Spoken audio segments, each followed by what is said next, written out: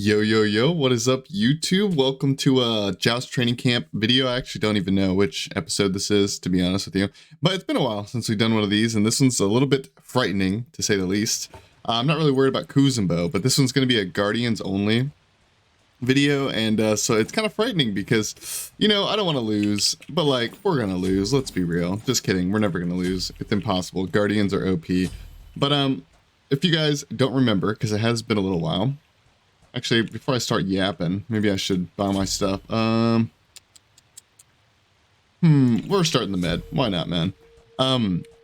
It's been a while since I've done one of these videos, so you guys might not even remember what it is, or maybe there's a new person to the channel, a new guy, a new lady, a new aunt, a new gentlebug, you know, whatever. Basically, this is just going to be a video where I play multiple different characters. It's usually supposed to be about, you know, try-hard characters.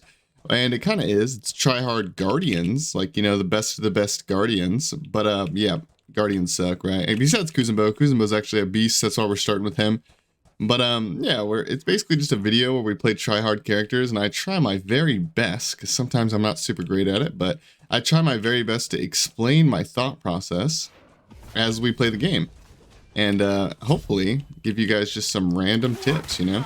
It's not really about one god or one thing in particular. It's just, you know, playing a bunch of different characters and hopefully giving you guys some tips that help you guys become better duel players and whatnot, right? Wait, I was like, why did the minions stack up like this? But I think it happened because Gilgamesh is 3 or something that gave them movement speed. Yeah, that had to have been what happened there. Maybe I could have put my horn shard there and went for a push on him, but I'm not really sweating it. Not really a big deal. We could go straight to our blue buff, but we're actually going to wait because I want to get more pressure, and he's like freezing the wave for whatever reason. It's like a decent strat, I guess, but kind of weird. Oh, we missed. GG. Maybe we should have just went straight for our blue if he was going to do that, to be honest. No big deal, though. A little bit of an awkward start to the game, to say the least. And we're going to go straight there. I actually think it's worth it just to dash there, because the dash doesn't really do that much damage to the minions, at level 1 especially. So I'm just going to hit it up with a dash real quick. Look for the bounce. I don't know if there is a triple bounce from that angle that I was just at, but I did know for a fact there's a triple bounce on the other one. So that's what we're doing. But the reason why I'm not worried about Kuzenbo is because, I mean, for those who don't know, I think a lot of you guys, it won't come as any surprise, but for those who don't know, Kuzenbo is basically not even a guardian. Like, I'm not saying that he, like, can't be beat or anything like that. I'm just saying, like, he's practically just a warrior that does magical damage. You know what I mean? Like, he just pumps, dude. And he's very good against other melee characters as well. Like, Gilgamesh, for example, is a much higher tier character than Kuzenbo is. Like, a much higher tier character. But I am not worried about this game at all, especially since this dude went freaking Shell for whatever reason. Shell's very bad in Duel right now. But I am not worried about this game whatsoever. Should be easy breezy. We're actually going to ult that. Ooh. We got ourselves a scepter because we pushed him out before we got out. But yeah, this game should be pretty easy breezy, cover girl. We're very experienced with the Kuzenbo in Duel. And we make them wash our nays, you know? We make them wash our nays, no problem. Be right back. So yeah, we make sure to try to push him through the wave with our 3 as much as possible. As far as what you want to level on Kuzenbo goes, you level the 1 first. Although I will say you can level the 3 first when you're against a melee character, because it's usually pretty easy to push them through the minion wave. And you can catch them off guard with some insane damage. Me personally, I think the Nene is just more consistent. Also, it's better wave clear, better PvE potential. It's just a more consistent ability all around. So I level the 1 first. As far as leveling the 2 or the 3 second, I think it depends on what you're against, really. If you're against somebody with a bunch of tick damage that's hard to push into the wave, you level the 2, or maybe just hunters, you level the 2. When you're against melee characters, like I just got finished saying, it's very easy to push them into the wave, right? So I actually just would rather level the 3 because it does do a lot of damage. The only thing that's wrong with the 3 is, of course, you're not going to have as many cooldown resets on your 2 if you don't level that. But the only thing that's wrong with the 3 is if you can't get it off, right? Like, you're in a matchup where, like, if you dash them, you die. or if you're in a matchup where it's hard to push them through the wave, because I would argue leveling the 3 just to push them against a wall and hit them one time is not really worth it. You do need to hit multiple targets with the 3.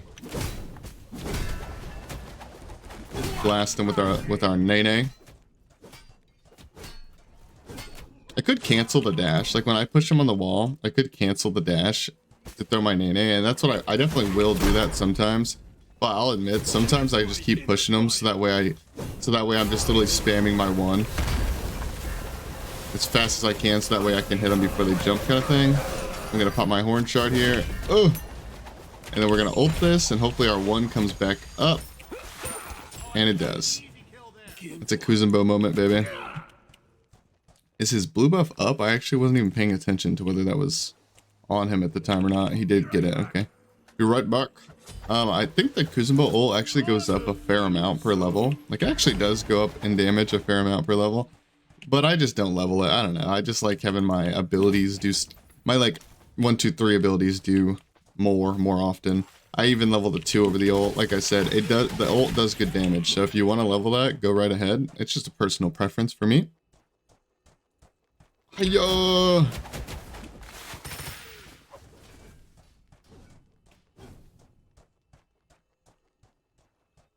Hello. But you see, I pushed him on the wall and only hit him 1 time because, you know, we just pushed him on the wall as opposed to pushing him through 3 minions. Not only am I not leveling it fully yet, it's only level 3, but still, you guys can see the potential. It doesn't really do that much damage, right, if you're just pushing him into the wall. Not to say you shouldn't do it, especially if there's no minions around. I mean, it's better to do some damage than no damage, but if there's minions around, you want to try to hit them with that.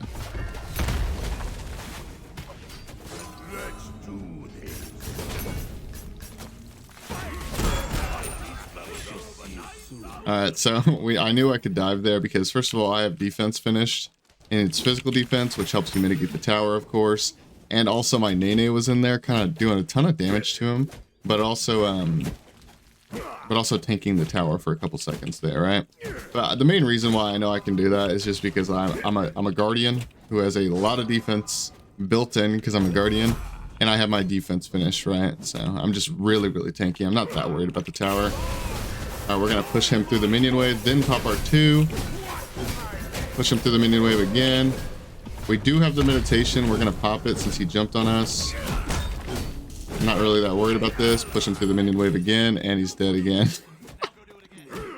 I don't know how high rank this player is. He's probably not super high rank, let's be real. But one thing I will say is, even if he is like a diamond player or whatever, even if he is decent rank, so many players fall victim of the Kuzenbo, man. He's actually a very strong character in Duel. Unironically, a strong character in Duel. People don't realize how much damage he's capable of doing, which is a lot, by the way. I think I am just going to go the book here. It's just one of those things, or I've explained this in previous videos, but I just love book, man, especially on a character like Kuzenbo, who's, you know, like Guardians in general, where it's like, maybe not all Guardians need it, but some Guardians need a little extra oomph in the late game to do big damage. And Book obviously has a ton of damage, but also Guardians have horrible mana pools. Like, they run out of mana so easily. That's one part of the reason why we start med, by the way. Only part. The real reason why we get med is because the late game potential of spamming cooldowns is really good. Ooh. Gilgamesh jump is way too slow. Proximity ward. Hopefully we catch him with the slow. We did. Bro, we have killed this guy 5 times in 8 minutes, all because he refuses. It's not even like an outplay. It's not even like a skill difference here. He just refuses to respect the Kuzenbo. Like, he just lets me hit him. I don't know. It is crazy though that he has defense finished, and granted I am far ahead, but he has defense finished and we can just kind of whop him like this. Like, cause it's not just about like I said, it's not just about skill difference. Like, just the fact that a Guardian can even do this much damage to kill him is kind of insane.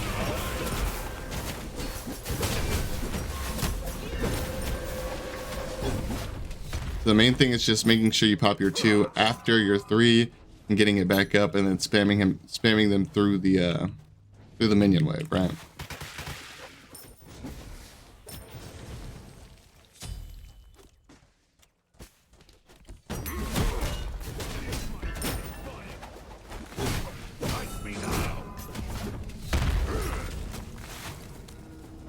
So my Nene is tanking for me once again. Okay, maybe we don't be too greedy here. We back up a little bit. Fight over this scepter here. I don't really think he will fight over this, but I mean, I don't know. He's been like way too aggressive this entire game, so. But like, you would think that eventually someone would learn, right? They're either gonna F6 because they think the matchup's terrible, or they're gonna learn that they just can't like jump in off cooldown, right? You would think that they would learn.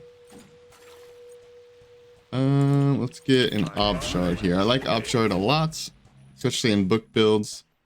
We could also alternatively go a lifesteal build like Bancrofts or Typhons and stuff like that. But this is my preference, I think. Unless I change my mind, which is possible, I think I'm going to be going Ob Shard into Reaver into Poly, or into Poly into Reaver, one of those two.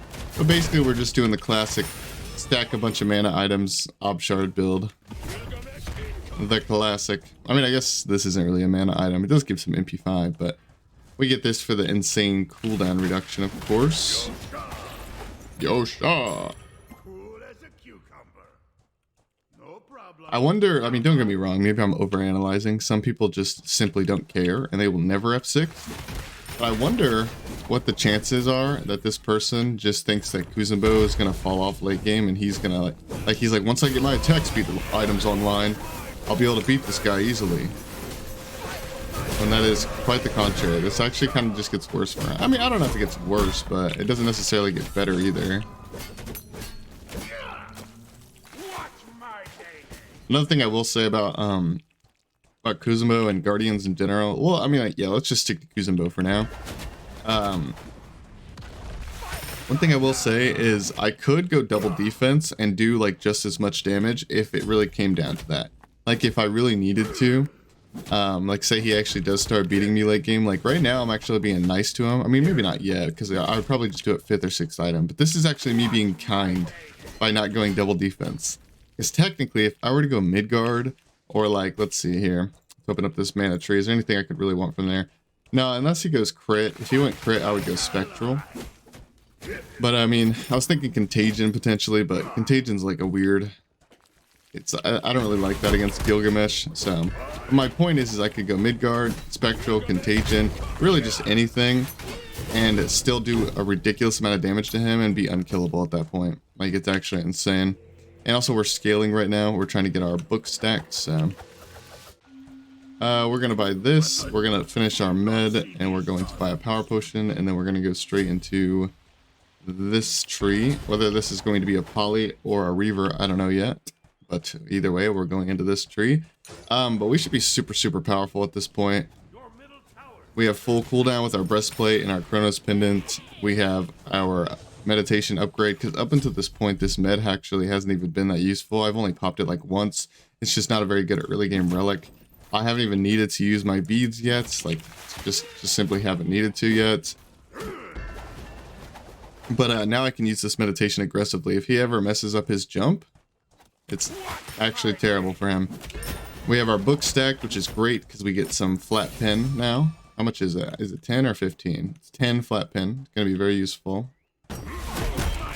Oh, my Nene hits him hard.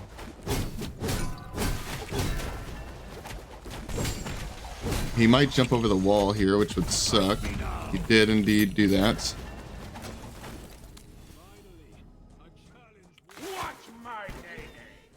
I'm going to throw the Nene down there to see if he's backing. Because that is one thing you can do as Kuzenbo. It's actually pretty good.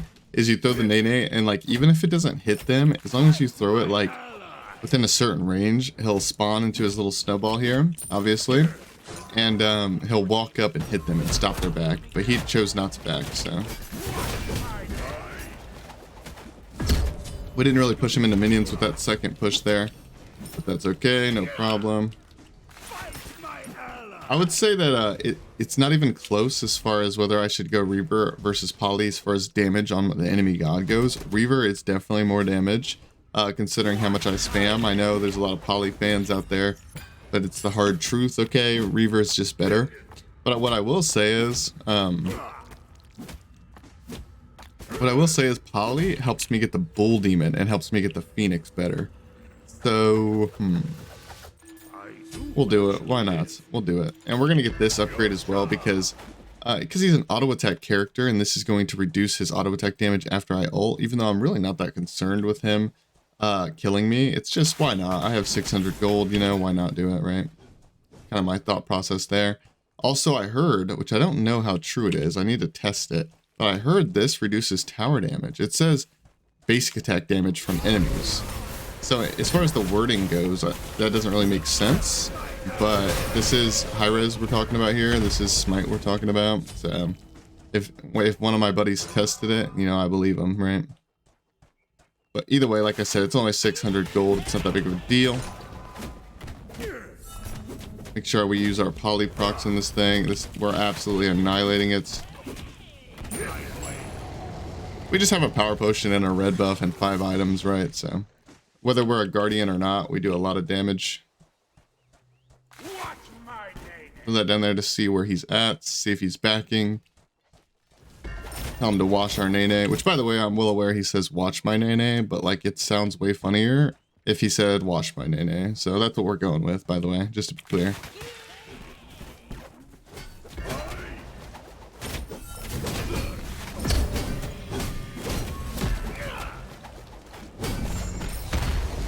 No, he's so fast, man. I wasted my med and my ult. Unlucky. He has a wing blade. That's interesting. I don't really see how he ever plans on killing me is my thing. Like, I know like one of his main concerns is to just survive at this point, but like how do you plan on killing me then? I mean, Kuzenbo's just so good, man. Like I said, regardless of this guy's skill, regardless of his build, this is a hard situation for Gilgamesh. I promise you, I would not want to play this matchup as Gilgamesh one bit. Not saying I couldn't win it, because there's ways around it that involve PvE and whatnot. But it's definitely not fun, man. It's just not a fun situation to be in as Gilgamesh. Oh.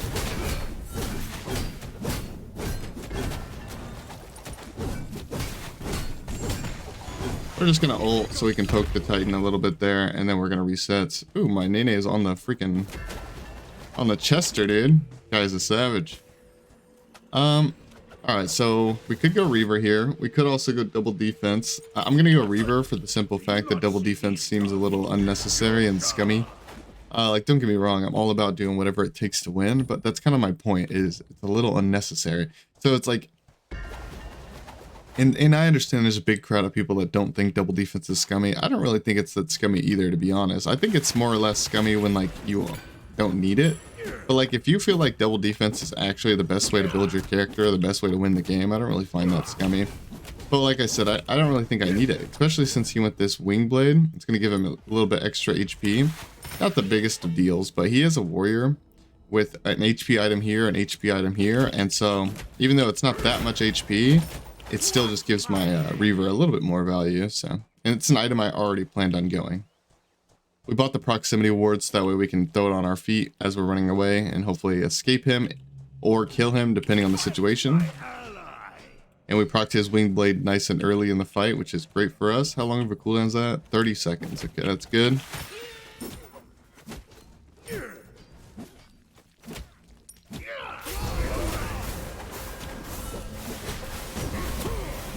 Oh, I did not mean to pull up my T-screen there, but I mean, like, at this point, I don't know what to do because he's kind of just running away. Like, obviously I just killed a Titan, right? But that's not how I want to end the game. I want to kill him, but he's kind of just running away. Okay, well, I tried my best to end the game with a kill, but like, what am I supposed to do? He's not clearing the wave, and I'm just killing him like instantly, right? Like, let's see how much damage our Reaver did. Our Reaver did 477 in 6 procs, so absolute insane damage there. It did more than the poly, by the way. It's worth mentioning, but it depends on how many procs you get of each in the fight, right? It's a little bit more complicated than that. But yeah, like I said, not worried about the Kuzenbo game. Not worried about the Kuzenbo game at all. I'll skip you guys into the next game where we're playing Guardians that are a little bit more risky, to say the least. Thank you guys so much for watching. I'll skip you guys into the next one. All right, guys, here we go into the next game. Playing some... oh, we're against Martinez. No way. I actually know this guy from... he plays Slash a lot and other stuff like that. So we're jumping into this one, playing Cabrakan, and I know I sounded kind of pessimistic at the end of the last game, talking about the next Guardian I'd be playing. I kind of forgot about Cabrakan, to be honest. Cabrakan's not that bad. He's not. He's actually pretty good. He's pretty up there with Kuzenbo, I would say. It's matchup dependent. Some matchups, Cabrakan is easy breezy cover girl, you know, and then other matchups, it's a little bit more complicated than that. As far as the relic goes, I know I want to blink, but what else do I want? Blink med? Blink med could be good to spam cooldowns. I do love med on pretty much like every single Guardian. But the question is, do I need something else? I don't know. We're just going to start a blink. Because the thing about med against a Medusa is it's just not going to help us in the early game. Med never helps you in the early game. But the difference is sometimes it can actually be a little bit useful. Yeah, we'll say hi to him. Sometimes it can be a little bit useful. Number one fan, Martinez. It can be a little bit useful. What was I saying? Oh yeah, med cannot be useful because it pretty much just gives you a couple extra spells. It's not really that crazy. But there are times where it doesn't really matter. Like, you don't really need a relic in the early game. Medusa, you kind of do need a relic against her in the early game, I think, anyways. Because she does a lot of damage. And Blink can actually help us, like, put some pressure on her or something of that nature, right? And also med, it gives you a heal, right? And Medusa has anti-heal. So we're going to go ahead and Blink stun this guy. He did dash the minion wave trying to clear it because he used most of his stuff on me. Which he did get a lot of poke on me, to be fair, but now his beads are down and he's half HP. Got a fair amount of poke on him as well.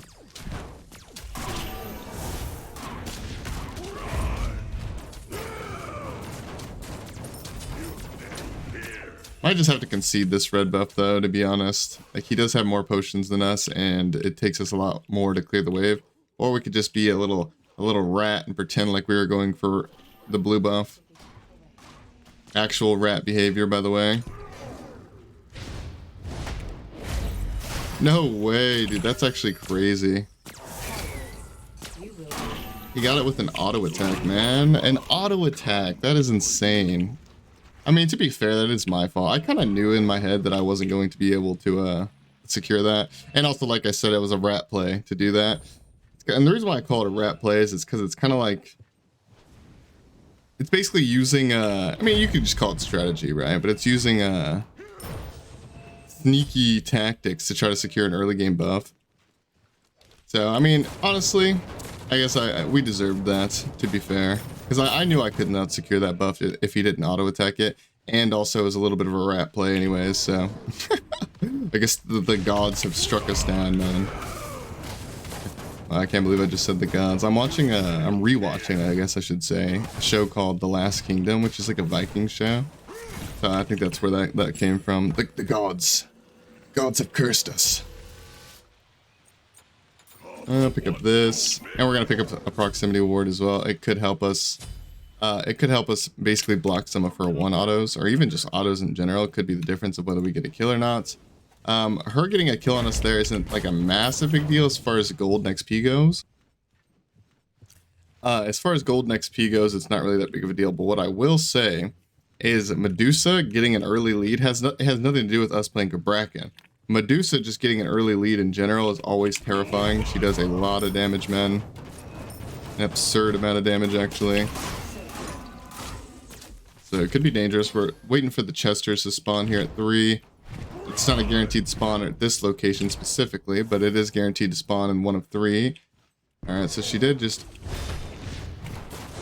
She dashed, so I think we could kill her here, actually. Especially if we block some autos with our proximity ward, like we talked about a moment ago. We chase her down with our Chester. We're playing this very, very well. How unfortunate for her. Like, dude... I mean, don't get me wrong, she played it poorly with her ult and her dash, I would say, but like dude, like that was good on us, man. Like first of all, we didn't go med, we went blink. That was good because the blink came in clutch right there. And also we caught her off guard by, she went for the Chester with her dash, doesn't even get the Chester, and then all 3 of her ones get blocked by the proximity ward that we purchased. Expert level gameplay, what can I say, man? Bro got played like a fiddle. Pop in a Horn Shard here. He is just going to give this up. I don't know if he was going to give it up regardless, but that Horn Shard definitely is a scary thing. Because like, even if you don't know what shard they have, just hearing the noise sometimes it can freak you out because it's like, oh, they must have a plan, you know? They must have a plan. Why else would they be Horn Sharding? I'm just gonna 3 and insta cancel it to group up the minions a little bit, even though I didn't even hit all the minions, but we did group them up a little bit. Oh, okay. Bit of a bit of a noob moment there. Looks like this game is going to be one of those games where we either make super great plays or we make super bad plays, and there's no in between. I'm not the best Cabrakan in the world, to be honest. I don't really have a lot of patience for this character, because he's not really difficult mechanically, you know what I mean? Like, he's not a very difficult character. It's more or less just positioning and patience, I would say. And my patience on this character is not very good. Be right back. I mean, I usually do win my Cabrakan duel games, I would say, usually. But I've also thrown my fair share of games, and even the games that I win. I mean, just because I win doesn't mean I didn't play badly, right? I mean, I still play poorly in a lot of the games that I win as Cabrakan. It is what it is. I've accepted my fate on this character. The only way I would change is if I spammed him a lot, and I just don't find him that much fun, you know? Like, I don't enjoy playing him that much.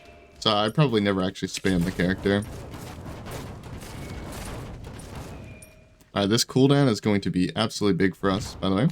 And we, the reason why we chose to go Bancrofts over Chronos Pendant is because I just think that Cabrakan just gets more use out of the Bancrofts than some of the other Guardians because, you know, he has 4 damaging spells that all hit pretty hard.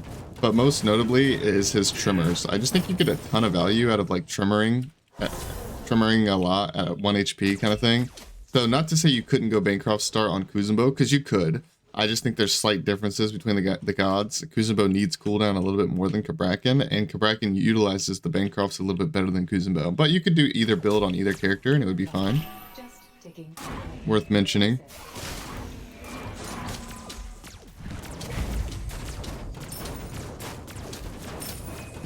I just love how I take 5.5 billion damage from her 1 autos, man. I mean, I guess it's not that much realistically, but it just feels like a lot. And she also has red buff, to be fair, so have to take that into consideration. Yeah, we'll just go into more lifesteal here. More lifesteal. Big damage. I don't think I'll be going Book of Thought this game because I don't think I can get away with it. I'm not going to be able to stack it that quickly. And the main reason why we went Book of Thought on Kuzenbo is because he needs a lot of mana. And Cabrakan needs a lot of mana too if you're always spamming the 3, but to be fair, that's a choice. You don't really have to always spam the 3, right?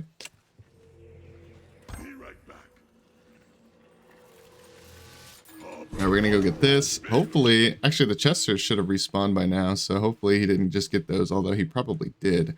And hopefully he doesn't get the Scepter, but he might. We'll see. He just dashed. I think he did just dash. Alright, we're popping our Horn Shard to get our CDs back. We are missing out an entire minion wave right now. It's notable. I think it's fine though, as long as we pressure him out a bit. And if we can secure the Scepter. Also, we didn't miss the whole wave, actually. We missed 2 minions in XP. Unless I got him over the wall, I might have. Wasn't really paying that close attention. But we got 3 of them in gold and 4 of them in XP, bare minimum. And we get the Scepter and we got his beads. So it is worth mentioning that maybe I didn't need to blink on him there. I just kind of wanted to catch him off guard so he wouldn't ult my stun. But I kind of missed and then he ulted my stun anyways. So yeah, I probably didn't need to use the blink there, but oh well. Not the biggest of deals. He does have 3 items and I do not, worth mentioning.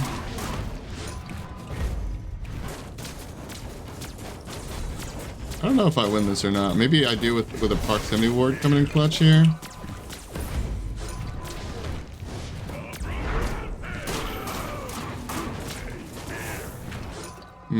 Dude, see, like, this is where my blink would go absolutely nuts. If I had one, but I do not. Also worth mentioning my ability level order, I think. You definitely can level Cabrakan 3, and it definitely could be strong. I just don't prefer to do it because it goes up in mana, right? Because they've changed this thing. Yeah, I just don't like leveling the Cabrakan 3 because it costs so much mana. But to be fair, Medusa doesn't really have like a consistent way to cancel it, to be fair. So it is worth mentioning that you could just level the 3 and I would do a lot more damage there, but leveling the 1 and the 2 is good too, because they do damage. The 2 goes up in protections and stun duration. The 1 goes down in cooldown and stuff like that, right? So it is worth mentioning that leveling the 1 and the 2 are good. It's just perhaps leveling the 3 is better. I do level the 3 over the ult, which is kind of crazy that I do that, because if you look at Cabrakan's ult, it goes up by 100 damage per, and it doesn't even have a long cooldown. So long story short, what I'm trying to get at here is all of Cabrakan's abilities are worth leveling. Like literally all of them are good abilities to level. I just think it's your preference which one you want to level. But like it's not, he doesn't have any bad abilities. Like as far as what you get for ranking them up, he doesn't have any bad abilities. They all have good value to them. So interesting character. Usually there's some gods that just, you know, most characters I would say have at least one ability that is a good ability, but like you don't really get much for leveling it kind of thing. Cabrakan's not really the case. It's not really the case for him, I would say. I don't really know how much damage I do to this. I'm kind of curious. Not too bad. We're not buying our second relic for a reason, by the way, and that reason is because I want med for cooldown. And I want med for cooldown, and I don't really want to spend the 800 gold on it right this moment, so we're just keeping our horn shard, because if you think about it, horn shard's just like a baby med, you know? Horn shard's like the same kind of thing.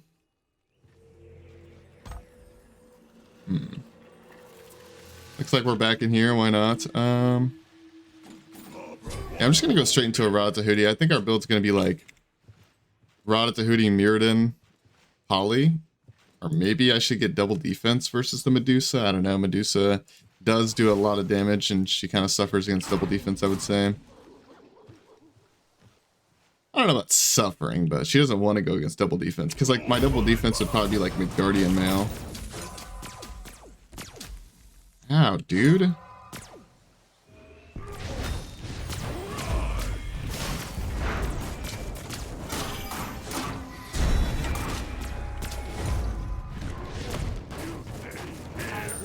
Alright, too easy. As you can see, the trimmers are starting to hit really, really hard.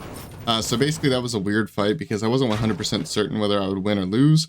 All I know is he popped his, at least I'm pretty sure he popped his beads at the start of that round. So he popped his beads and his thorns, so it was obvious he was committing to the fight. So I basically had to wait out my cooldowns and assess the situation because I truly didn't know whether I could win that or not. It was one of those things where it's like, you know, back off while he's thornsing and wait and see when my abilities come back up and try again when my abilities come back up kind of thing.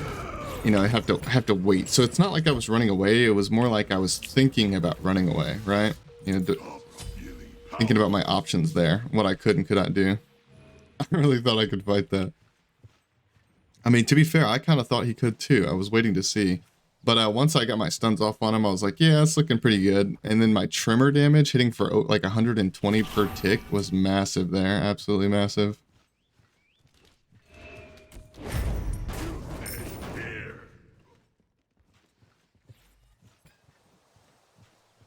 All right, we'll get the timer over there.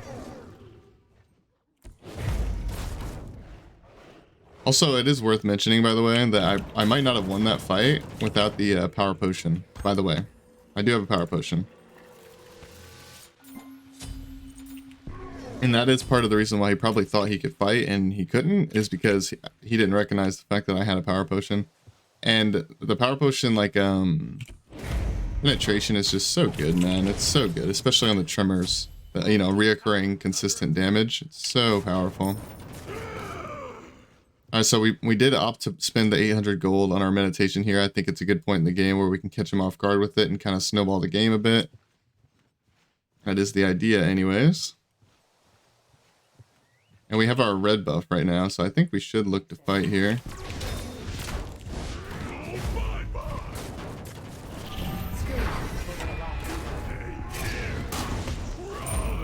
Alright, I played that a little bit sloppy, but it kind of worked out fine because he played it really sloppy too. He didn't really run away immediately. I was kind of worried about, I didn't want him to bait my med, you know what I mean? I didn't want him to basically just dash away the second I med. So it was like I was trying to play my ult perfectly and also wait to pop my med. But then I was like realizing that he wasn't running away initially, so I was like, oh, what do I do, you know? So we ended up just sending it. He ulted at a really weird time. Actually, we are not going to go we're not going to go Mirrodin just yet because I think the poly's more important, especially since we have med. That's the thing, is like Mirrodin's good, of course, because it gives us a ton of damage and it gives us more cooldown, which synergizes with the med naturally. But I think I'd rather just spam poly procs and stuff like that with my med. And also poly helps us get the bull demon, which is probably what we're looking to do here very, very soon. So it's worth mentioning that the poly is also 300 gold cheaper as well. Not the biggest of deals, but it is a thing that is happening. Now, I don't think he used relics there. I could be wrong. Sometimes I have pretty poor fight recollection. But I don't think he had relics up there. So I think he has them now, and I don't. So I do have to keep that in mind. Main thing we're looking for right now is just securing this red buff.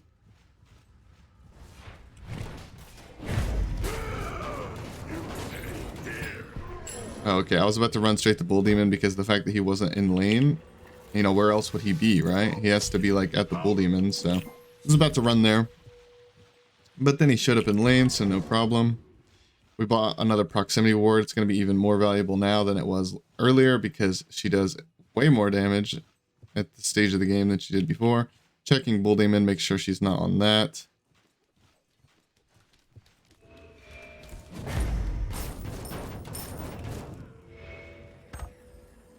I'm going to assume, I'm going to pray and hope that she, okay, yeah, she was on blue buff / just not around. We're going to buy another power pot because, again, it's just good in general, but especially with our trimmers, it goes absolutely hard. So, and our other one, you know, went away, right? So, I think we can fight this for sure. We want to try to get our red buff. I mean, not our red buff, the scepter. I got confused because it's spawning in the red buff area. We want to pick up this scepter and then try to force Bull Demon best we can. Not the easiest thing to do on a guardian versus a hunter, but it's something we must try. We must. I mean, I think as long as we play it correctly and use our proximity ward efficiently, I think we'll be okay. Maybe we just try to kill him here, actually, because he's going to assume that I'm going to Bull Demon, right?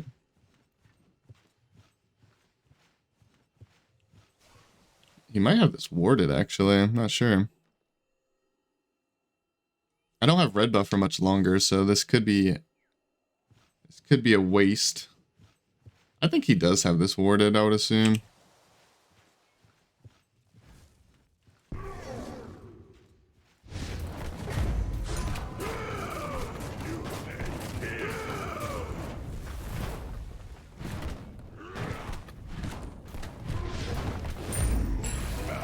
Okay, maybe he doesn't have anything warded and he's just petrified to fight me. It is very possible that that is a thing. Come on, Martinez.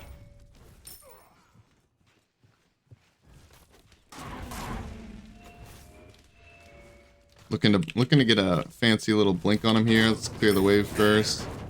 Let's clear most of the wave, and then we'll try to look for a blink. He actually used his dash pretty early, but he is out.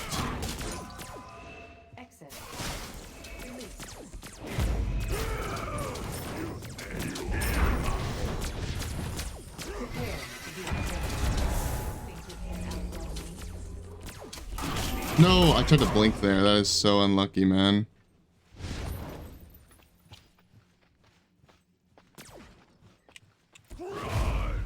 Dang, I played that pretty poorly, to be fair.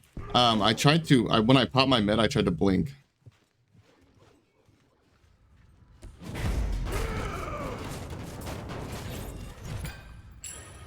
Dang, man. That is just unlucky. I'm actually super sad about that. I think we could have killed him. He does have crit now. It's worth mentioning. Maybe we go Spectral. We did get his beads there, but I think my med is more valuable than his beads, so it's not that big of a win. I mean, we got the scepter and the red buff off of it as well, but...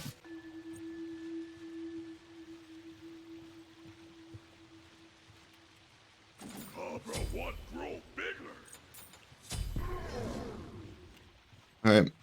I'm gonna take a chance here and not go Spectral Armor, which is very risky, but the fact that his beads are down right now and I still have Blink and I have a red buff, I think I can actually kill him. Keyword being think. His ult's down too, actually. I should force a fight here if I can.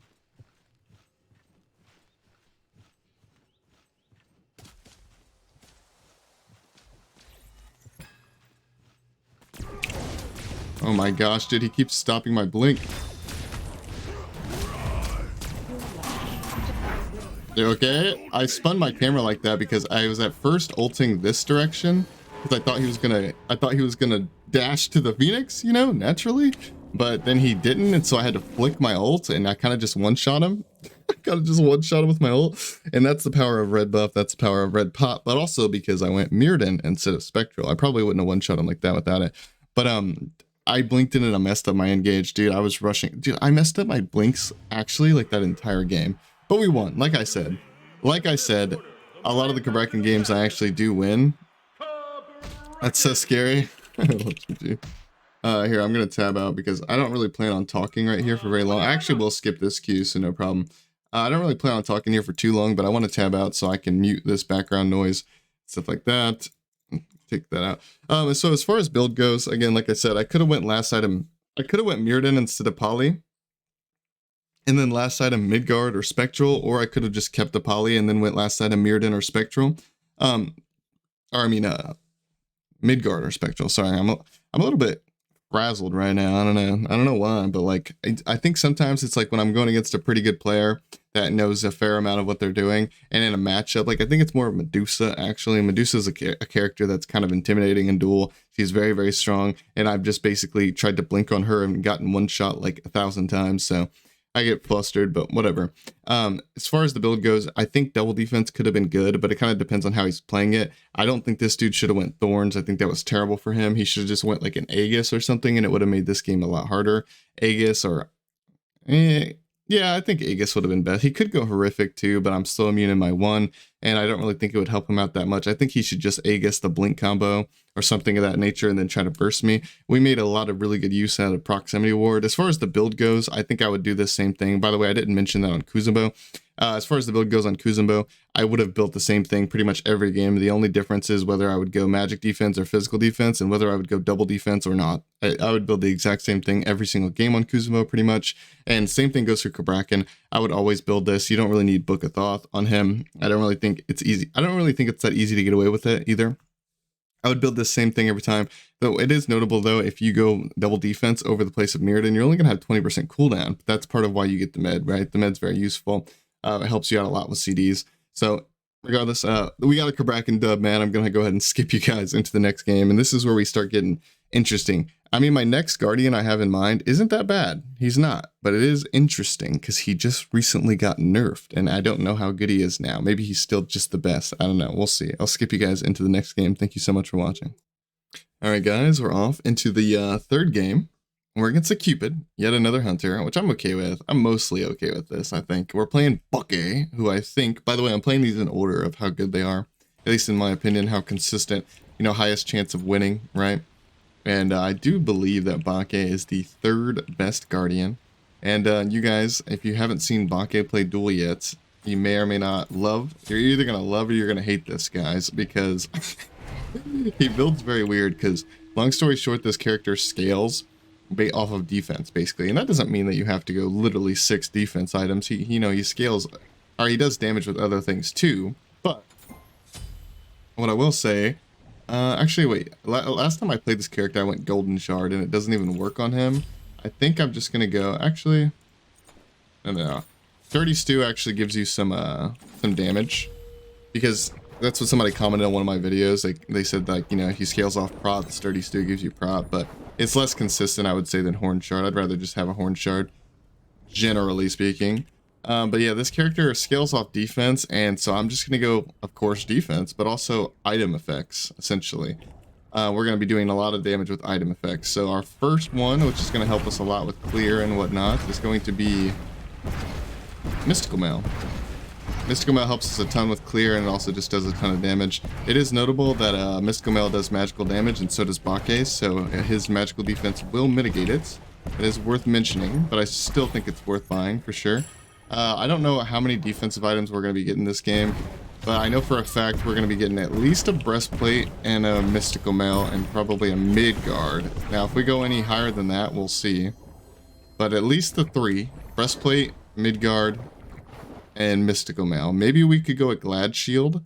That does physical damage and procs off of abilities. So definitely could be an option for us. Would also give us more CDR. Maybe we will build that. I don't know. Like I said, I'm going to go at least triple defense, if not quad defense, and we'll see.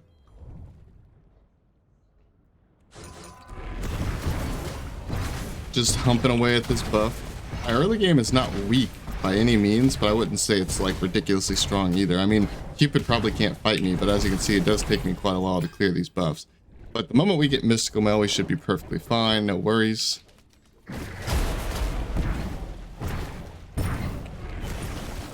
Wait, I want to last hit those the best I can.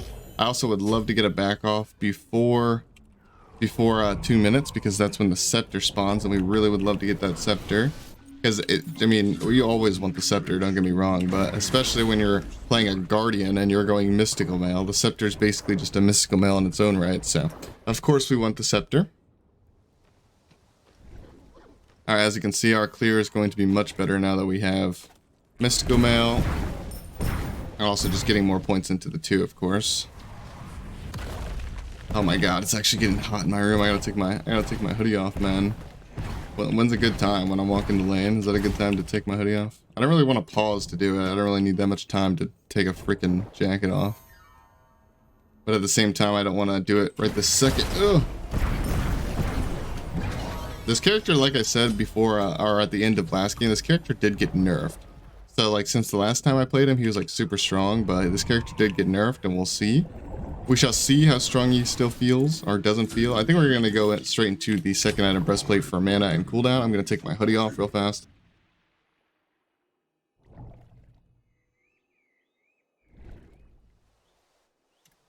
Alright, we're good. We're good, boys. And girls. Boys and girls. Also, he went Griffin Wing Star. It's pretty normal. He's going into the defense. The one thing I will say that changes the game a little bit is how he builds. He could build like a super efficient tank building or tank killing build, or he could just do what ADC players do best and build with their eyes closed and build weird items. Like, I personally think, like, in the end game it doesn't matter too much, but if you want to kill Bacchus, you have to build appropriately in the early game, because he's going to stack a bunch of defense. So, you know, you want your executioner, you want your dominance, stuff like that, right? But most hunters I see, they just go like Griffin Wing defense, Aussie, and then they do no damage, right? And I think Aussie's fine, but it's more of like a 6th item if you're going to even get it at all. Like, you might not even get it at all, but if you do get it, it's going to be more like 6th item. We're going to stay here for the scepter.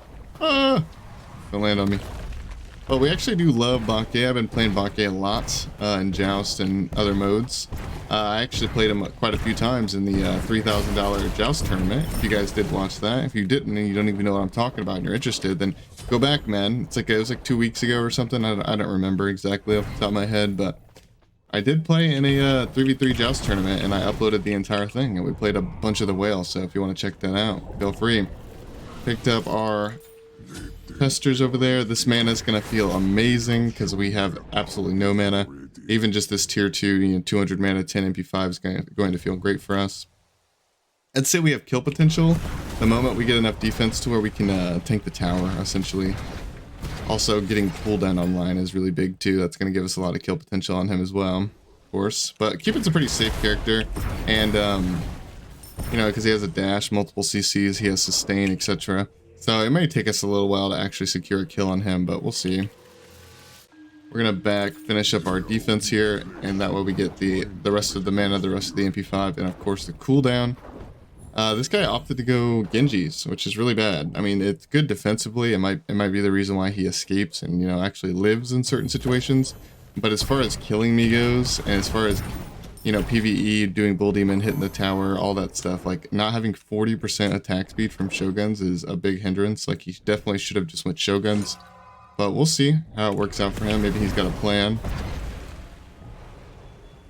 Oh yeah, this cooldown and mana is already feeling so much better. Alright, let's group up the minions here a little bit.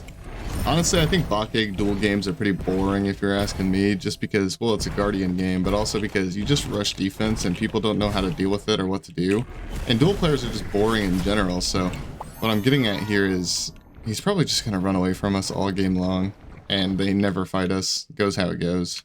But hopefully we can get some kills anyways, or at least like do a bull demon or something. That way we can force him to fight us or force him to give up the tower or something of that nature. I don't know if I should level the 1 or the ults. Probably the ults. Like if I should skip levels in the ult, I mean, because the ult does give us yeah, we're gonna go the Glad Shield. Why not? Quad defense. The ult gives us cooldown on the ult, like as we level it. It also gives us extra damage, but bonus basic attack damage on him. Is that actually better than just leveling the 1 and then leveling the ult? I have no idea, but we're gonna do it. At the very least, it's going to give us cooldown on it, which is very, very nice, of course. Splash.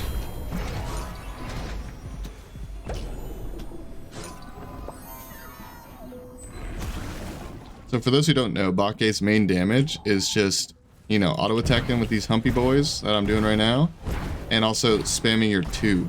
It kind of has a little bit of like a Bumba's effect on his 2, where it's like, he gets cooldown back on his 2 when he humps anything. Now, he gets a lot less off of minions than he does gods. But yeah, you'll notice my 2 cooldown going down significantly when I'm fighting the Cupid, right? Alright, so he did not secure the blue. We got the blue, and the chest spawns perfectly timed. That's what we love to see.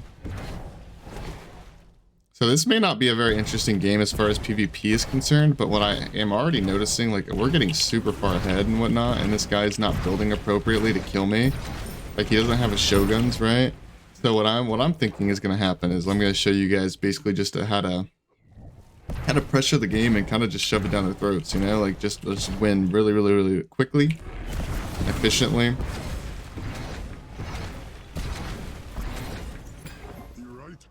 Alright, we're gonna back up here by our Glad Shield. Actually, no, we're not. No, we are not.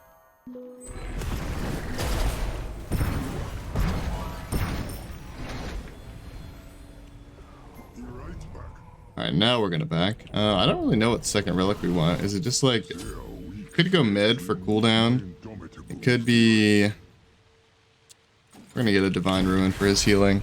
And also Divine just has flat pin and whatnot. It's a pretty decent item. And then we'll go Midgard last, probably. Okay, he did opt to go the Xe. That's smart by him. That is smart.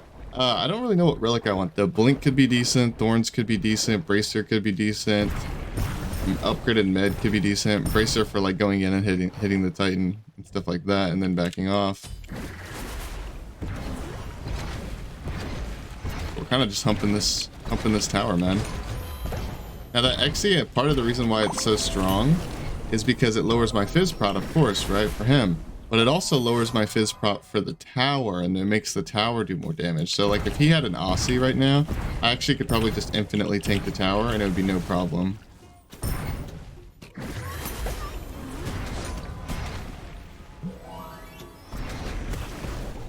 Okay, my Glad Shield hits for, like, 46. It's actually pretty decent. Now, one thing we do need to watch out for when we are taking poke against the Titan, or against the tower, is we cannot let him get this rock. Because if he gets this rock, he will just heal up all the progress we've done on the tower. We do not want him to do that. That would be terrible.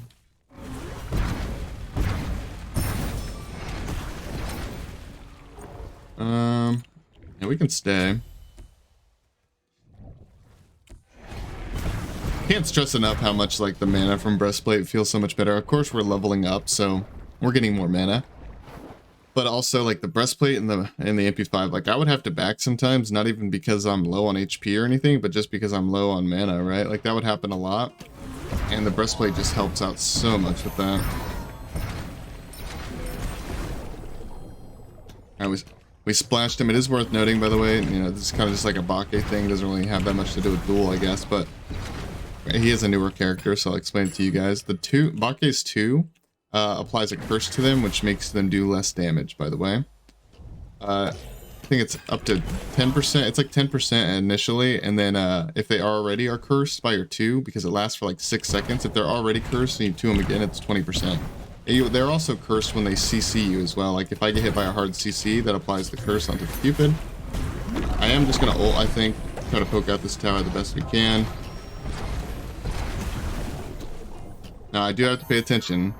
Remember how I said I cannot let him get the Scepter? I would love to back right now because we're a little bit low on mana and whatnot, but the Scepter's spawning.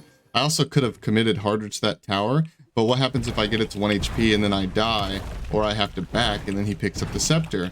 Yeah, you guessed it, he heals the tower right back up. So we're playing this as smart and as calculated as I can possibly think of right this moment. He did end up going straight into the Xe. Very smart by him, or the Kins, I should say. Very smart by him to do that. Honestly, if he's really smart, he'll go to Bull Demon right now. That's what most people would do, or well, most like decent players would do, because I think he should recognize the fact that I'm going to be getting his tower here soon, and he should go to the Bull Demon, because that's going to be my next step, is getting the Bull Demon, right? Now he should recognize the fact that I'm low on mana as well, and like try to use that as leverage to get the Bull Demon, but what he's actually going to do, we'll see, right? Hopefully he lets us back. I wouldn't let me back. I would realize that I'm backing and not allow me to, but we'll see what he does. We're going to go into a mid guard here. This mid guard is going to be very impactful because it's going to give it an attack speed slow. It's going to give it a movement speed slow. So when he autos us a bunch of times and then backs off and tries to run away after autoing us, he'll be slowed, of course.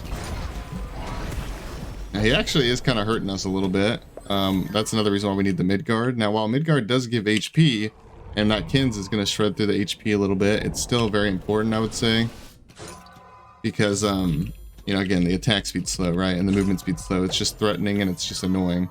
The attack speed slow is going to help us out with the Kins, regardless of whether the item has HP and he's poking us down with it or not.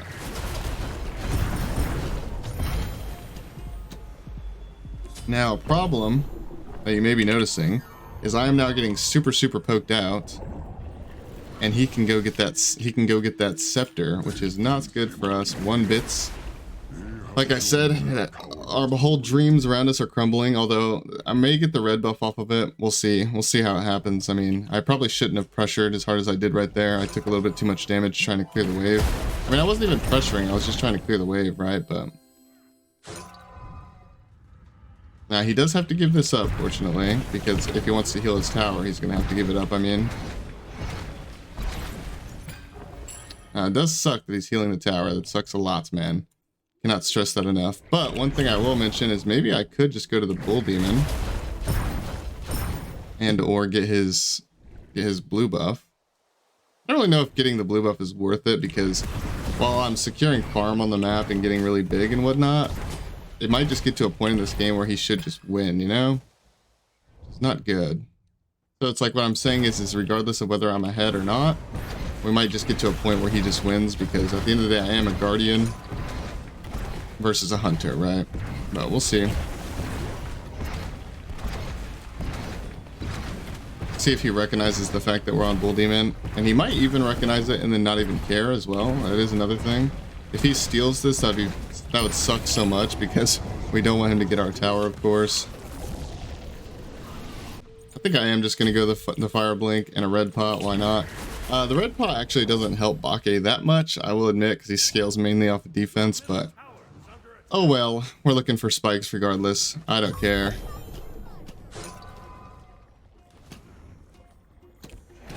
Oh, I tried to blink behind him there. Did not work. Gonna pop our horrific on him here.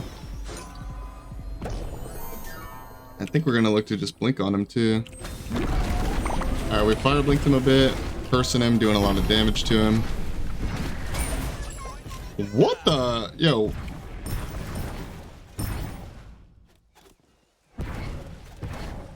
My dash did like 1,000,000 damage. Now it says that it hit him 5 times there, so like that doesn't seem accurate. I think I hit him with it twice, but my dash did so much damage. I mean, I know I had a Glad Shield proc on it too, but I feel like that was a lot of damage. Holy. Alright, looking good, feeling good. Like I said, his build's actually good now, though. He's like, oh, never mind. That is terrible. At this point, okay, yeah, he's just throwing the game at this point. Not to say he can't win, but I understand this idea. I've actually done this before. where basically he's going Relic Dagger, and then he wanted to go double defensive relics or something, and just have his relics up at all times, and then kind of just basically play defensively is what I'm trying to say. Relic Dagger is pretty good defensively, but yeah, I don't know. The reason why I think he's kind of throwing, and I'm just going to go Penta defense, man. Why not? We're going to get the Berserker's Shield. Because the Berserker Shield's going to give us 5% mitigation when we try to all in the Titan. Worth mentioning, it's also going to give us some haste. Bacchus doesn't gain any attack speed off of it, he just gets haste. It's going to give us some haste, and I just basically want as much defense as possible, considering he does have an XC, which is great for him, but he doesn't have any more pin than that, and it doesn't look like he's planning on building it. So while XE shreds a lot of procs, that's literally all he has. He's going Oboe Relic Dagger, very, very strange build. So I think I can just basically hump the Titan right in front of him, essentially, is what I'm getting at here. And that it is worth mentioning that this Bewitched Dagger lowers my attack speed. But don't really think it's all that great.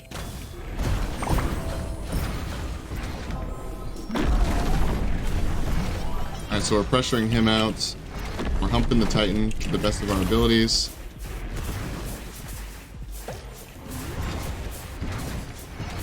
I think we're just going to end this game.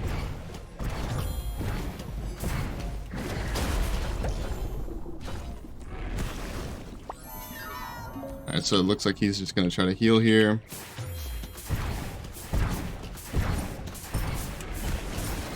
Alright, we're going to back up, go get the Scepter. And then, actually, we're not going to get the Scepter. We're going to run straight back, I think. We're going to buy a Proximity Ward to block some of his autos. Because the thing about the Scepter, and maybe I will pick it up, but I'll pick it up on the way back, right? I want to go there before the Phoenix spawns. I do not want the Phoenix to spawn at all costs if I can help that. And, so yeah, we're going to get the Scepter for extra damage. Why not? We have time, but we want to make sure we get there before the Phoenix spawns is the most important thing.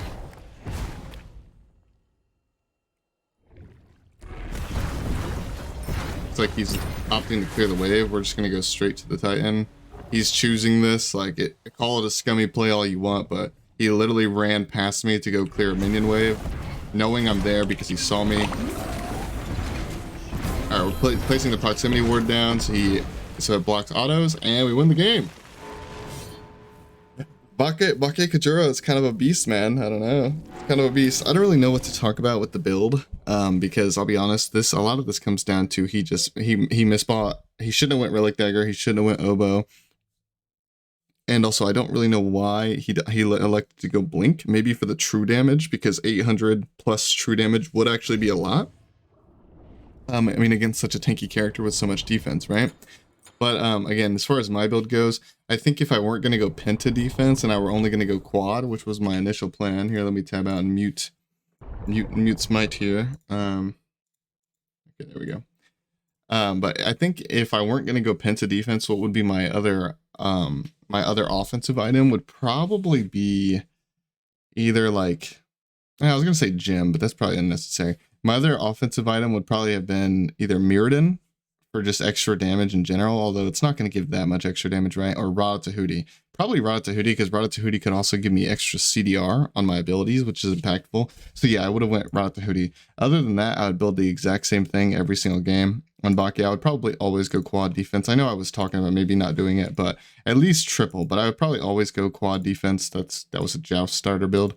And the defensive items that I think are best, I'll rank them in order, both for physical and for magical. So the best defensive items, especially like, you know, if you consider when you buy them, Mystical Mail is his best defensive item. Then I would say, and this is, again, this is not the order of which you have to buy them. I'm just ranking them as much value, you know, that you get out of them. So I would say this, then that, and then Glad Shield, and then Berserker's Shield. I'd say those are the most valuable. Honorable mentions, though, is, of course, if they have crit, that's going to make Spectral very valuable, but they're not always going to have crit, right? And Phalanx is decent. I would say Phalanx is pretty good, actually, especially considering it buffs your minions. So I will put these here. The truth is, you can go whatever you want. Oh, wait, actually, I kind of messed this up. Never mind. Oops. The most valuable is Breastplate. I don't know why. I always forget about that. I forgot about that the last time I played Bacchus as well. But I would say breastplate, then you're going to put your mid guard here. Then your glad shield. Yeah, this would be my top 4 most recommended. But again, like, you can go whatever you want. As long as you have mystical mail and breastplate, I would say it's good. Honestly, even the mid guard. I would say the glad shield is the most questionable one. Like, you could replace the glad shield with a berserkers. You could replace the glad shield with a phalanx. That would be fine. You could replace the glad shield with a spectral, especially if they have crit. In fact, I would actually recommend that. If they do have crit, you definitely want that. But yeah, I would say these are my most recommended. As far as going against a magical god, I don't really know. I would say probably Shoguns first. Because I wouldn't really recommend going mystical mail, right? Versus a magical. Doesn't really sound that amazing. So if I had to take a wild guess, I have yet to actually play Bacchus into a magical, but if I had to take a wild guess, I would say your most valuable items are going to be these 2. Pestilence, of course, if you need it. If they have a lot of healing, you're of course going to want the Pestilence. And honestly, maybe you don't need quad magical defense against a mage, though. It depends on which mage it is. But against like most standard ability mages that aren't like auto attack ones, you probably can get away with not going quad.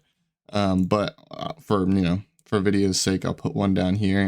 Your next best one's probably going to be, honestly, maybe it could just be a mantle, right? Because, and this may sound weird, but the reason why I think mantle is strong is because it gives you physical defense for the towers and for the bull demon and for the minions and for the phoenix and for the titan. It gives you physical defense, gives you cooldown. And also, of course, that passive giving you a cleanse and a stun could be very, very beneficial. But, just in case you guys aren't Mantle fans, you're not believers in the truth, another honorable mention I would say would probably be like Absolution. Gives you CC immunity whenever you ult, could be very beneficial against certain mages, right? But yeah, other than that, I don't really know what else to say. I appreciate you guys watching. I'll skip you guys into the next game, and we're playing the worst Guardian yet, because like I said, we're doing this in order. I'm going to pick the one that, in my opinion, there's a lot of different characters that could be the 4th best, but in my opinion, the 4th best Guardian is coming up into the next game. Thank you so much for watching. Alright guys, we're moving on to the 4th game. We're playing some Charon, which he's actually the only Guardian that I don't have rank 10, surprisingly. And the reason why I say surprisingly is because I actually love Charon. I think he's super amazing, he's super fun. I just haven't played him that much. I don't know. But as you can see, we popped the Worshiper booster. Or as you could have seen in the chat if you looked, I guess. But we popped the Worshiper booster. I'm trying to get him to rank 10. But yeah, I think he's probably the 4th best Guardian. Late game specifically, I think Fafnir is the best Guardian. But we have to consider more than just the late game. We have to consider pressure and giving up buffs and stuff like that. And Fafnir's early game is just terrible, man. Like, his early game is actually just abysmal. And so we're playing some Charon. I think he's a lot more consistent overall, just a much better Guardian. Definitely not bad either, though. The main thing that sucks about him is he's just has a terrible early game. In fact, I think I'm going to try to fix that early game at least a little bit by going Chronos Pendant Rush. I was going to go Tablet of Destinies, this item right here, and stack it as early as I could and blah, blah, blah, blah, but I don't know. As I was talking about how Fafnir has no early pressure and how early pressure is important right now, I kind of convinced myself that going Tablet's not the play. I don't think you need to on Charon because, don't get me wrong, he procs it very well, and he's just good with it in general. But I still don't think you need to. You could probably just go Chronos Pendant, rush cooldown, and get like a Book of Thought, 3rd item, kind of like a Kuzenbo build, and be just fine. I don't think he needs it to kill people, especially if it's not a tankier target. Like, I'm against a hunter, right? I think my early game pressure is going to matter, and I don't think I'm necessarily going to, I don't think I'm going to need the tablet to kill him. I think all it's going to do is hinder me in the early game, right? So that's why we're not doing it. Although definitely an option. Definitely something you could do.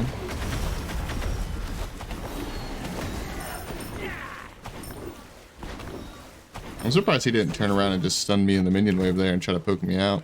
It would have hurt his clear a lot.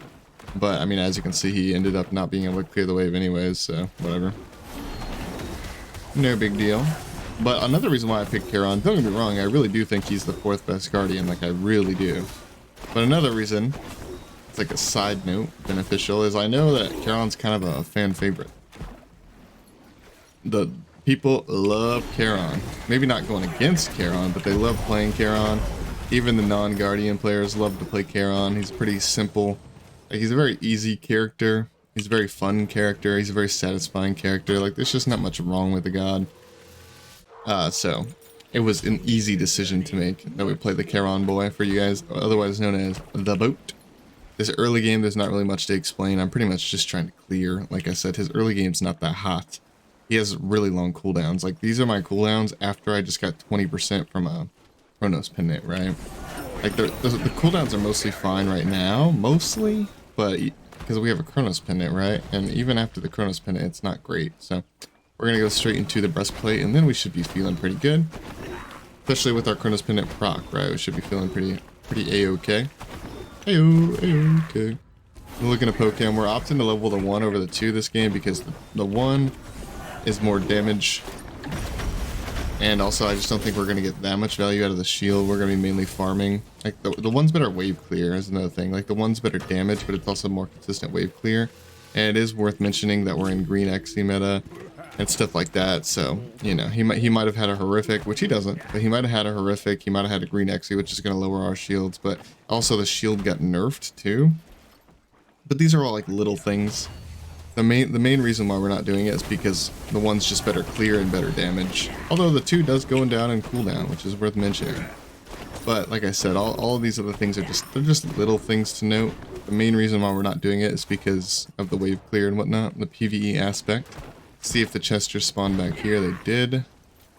He already got the smalls. Okay, both of the chesters died right there.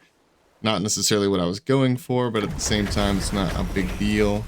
No worries. I've only played Charon in Duel once before, by the way. I feel like that's worth mentioning.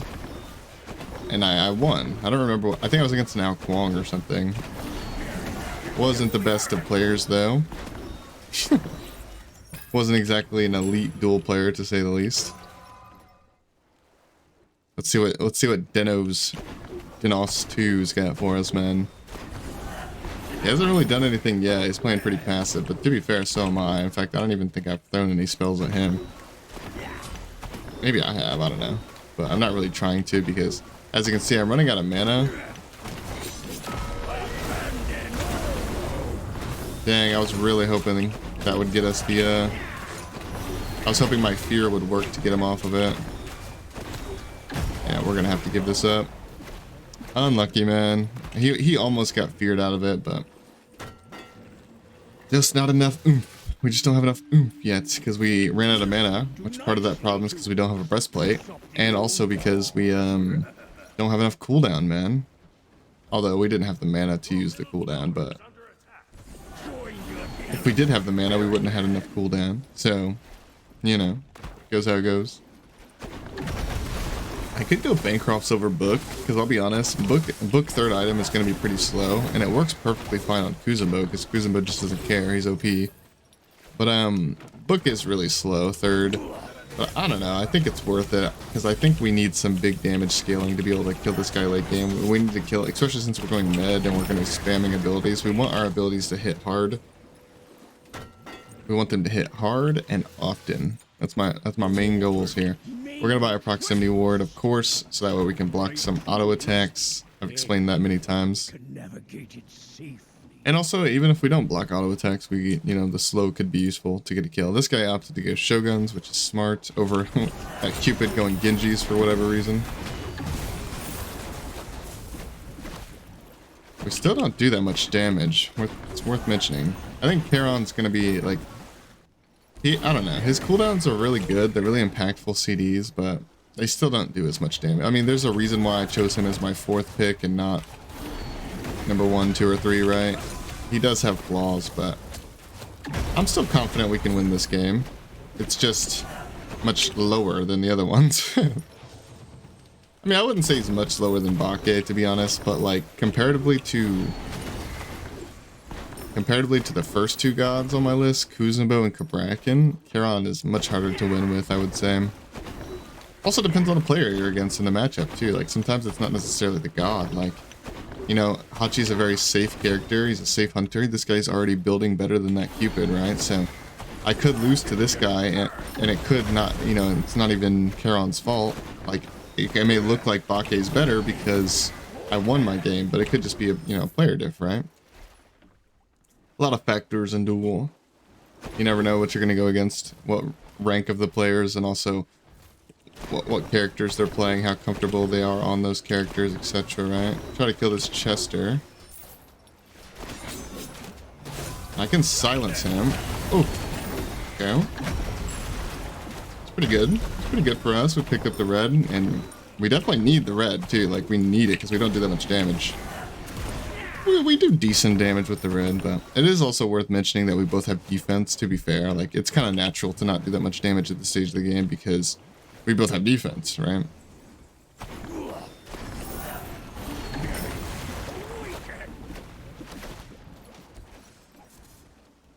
I did mostly clear the way. I'm going to hug this wall here. It's okay if I take aggro on the minions, which I'm not, actually. Scepter doesn't pull aggro, that's good.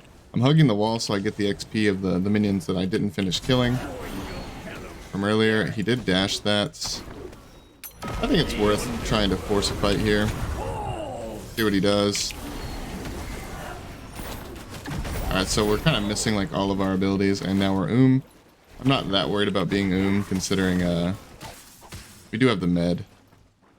But at the same time, I really want to make sure we keep control of the scepter. The scepter is actually more important to me than the red buff, and it's notable that if I go for the scepter, I can push that minion wave under tower, do some more poke to the tower, and make him lose some more gold to the tower as well. So me going for that kill.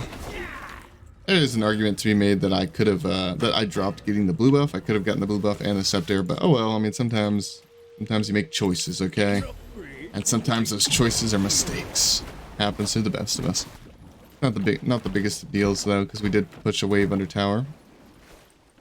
I actually think he thinks that I got his blue, because he hasn't went and done it yet. I think he's gonna try to invade my blue. Yep.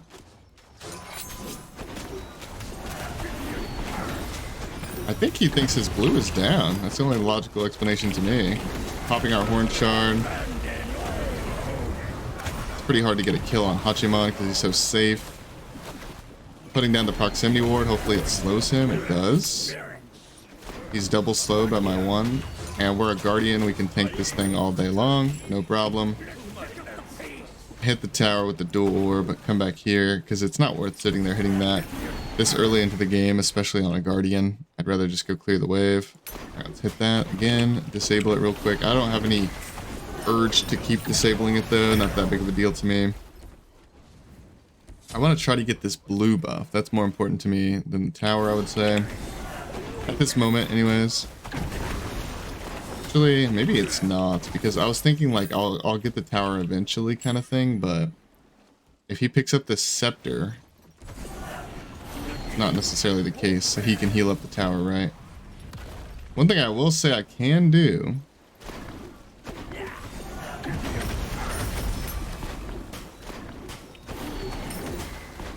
Okay. So it's still good for him if he gets the red buff, but obviously like I wasn't really thinking about the red buff, I was thinking more about the scepter, and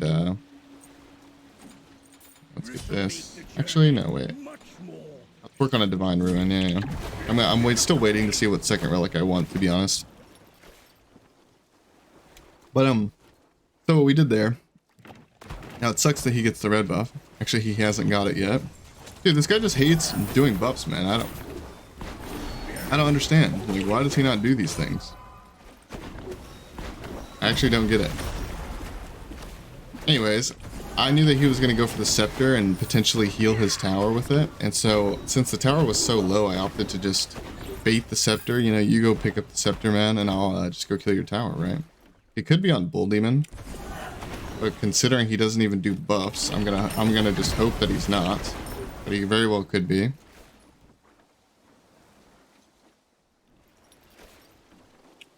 Oh, he went to go get the chesters. Yeah, I don't know what this guy is doing, I'll be honest. Like, I actually have no idea what he's doing. Very interesting player, to say the least. But I'll take it, man. I'll take it.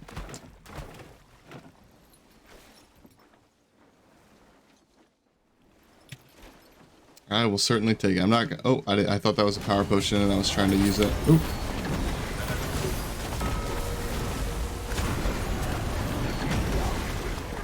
So I actually messed up a little bit there. I popped my med and then ulted when I should have just kept spamming my abilities. Yeah, okay. This might just be a little bit of a player diff in the sense of, like, the guy literally messaged me at the beginning of the game saying he was scared, so obviously he knows who I am. And so obviously it could just be one of those situations where, like, he's scared and he's playing nervous and he's playing worse than he normally would because he knows who I am. Which is, if you guys watched the recent On Her video, I actually talked about that, and I considered playing games on my Smurf account, my alt account, my second account, whatever you want to call it. I actually considered playing on a different account for some of my recordings, just to avoid that, so people wouldn't play worse against me and stuff like that, but whatever, here we are, chilling like a villain. I'm actually going to skip the Ob Shard. I'm just going to go straight into a Ratatouille because he doesn't have that much defense, right? And Ratatouille is just overall a ton of damage, and also it has a glyph that gives us more CDR. So, but yeah, like I said, I did misplay. I did misplay with my med and my Horn Shard. I actually didn't mean to, but when I pop the med and Horn Shard, they're both giving me cooldowns, right? So what I should do is just try to get my 1, 2, 3 off as much as humanly possible. But instead I ulted, and so I wasted a couple, like basically I wasted a couple procs. You may wonder how it's a waste. Well, every second that goes by that you're getting cooldown reduction from this, when you're already, like, your abilities are already up and you're not using them, that's a waste, right? So that's why we definitely do not want to ult. I would say we should ult and then pop our med, or at the very least just wait and ult like way later in the fight, whatever. Does did my 2 just hit him for like 120? Am I crazy? 170. That is so little damage, man.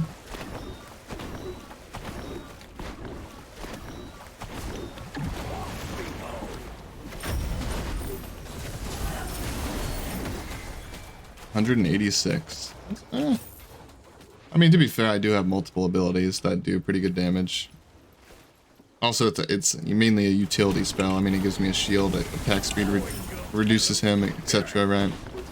I will mention that my book is now finished, which is going to give us 10 flat pin, which is absolutely amazing for us. Absolutely amazing. I don't think I want to finish my glyph right away, though. I think what I want to do is save up enough gold for a power potion, because if I get a power pot, I'll have 15 flat pin from this, 10 flat pin from Book of Thoth, and 10 flat pin from the power potion, which we should just do an absurd amount of damage. We're gonna buy into the proximity ward. We wasted our last one, but we should do an absurd amount of damage is my hope here. I did not think my thing was gonna do that much damage to the Chester. Now my Scepter's gonna kill it, but I did literally just say we're gonna do an absurd amount of damage, so I guess I should have expected that. But yeah, we have a we have a power pot upgrade since the last time. We have so much. Oh, we messed that up. All right, we're popping our med and our Horn Shard.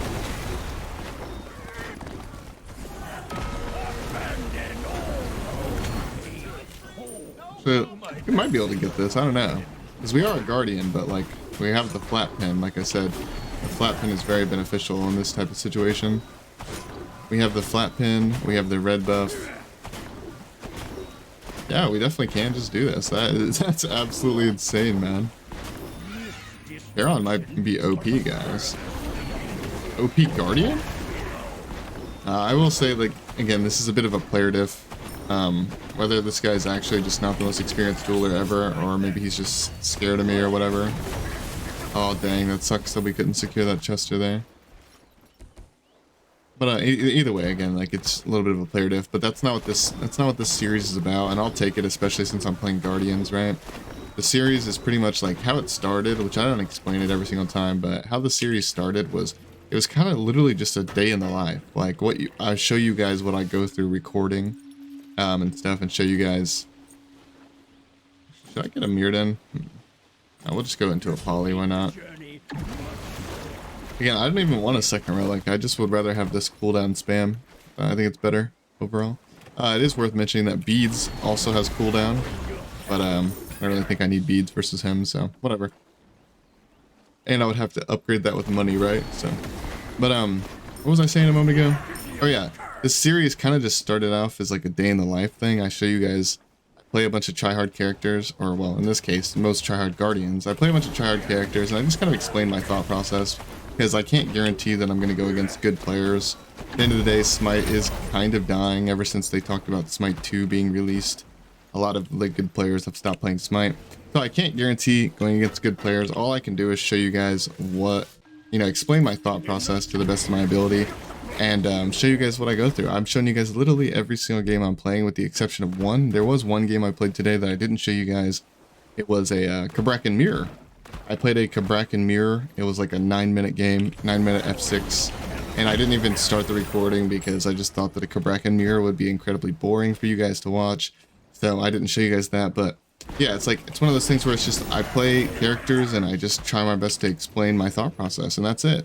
It doesn't really matter, and so that way hopefully there's a lot for you guys to learn regardless of whether my opponents are like really good players or not. And hopefully there's a lot for you guys to learn and benefit from the video, and maybe you guys just like the fact that it's a longer video where I you can have as background noise, and you guys just like the variety of different characters, right? That's the idea behind it.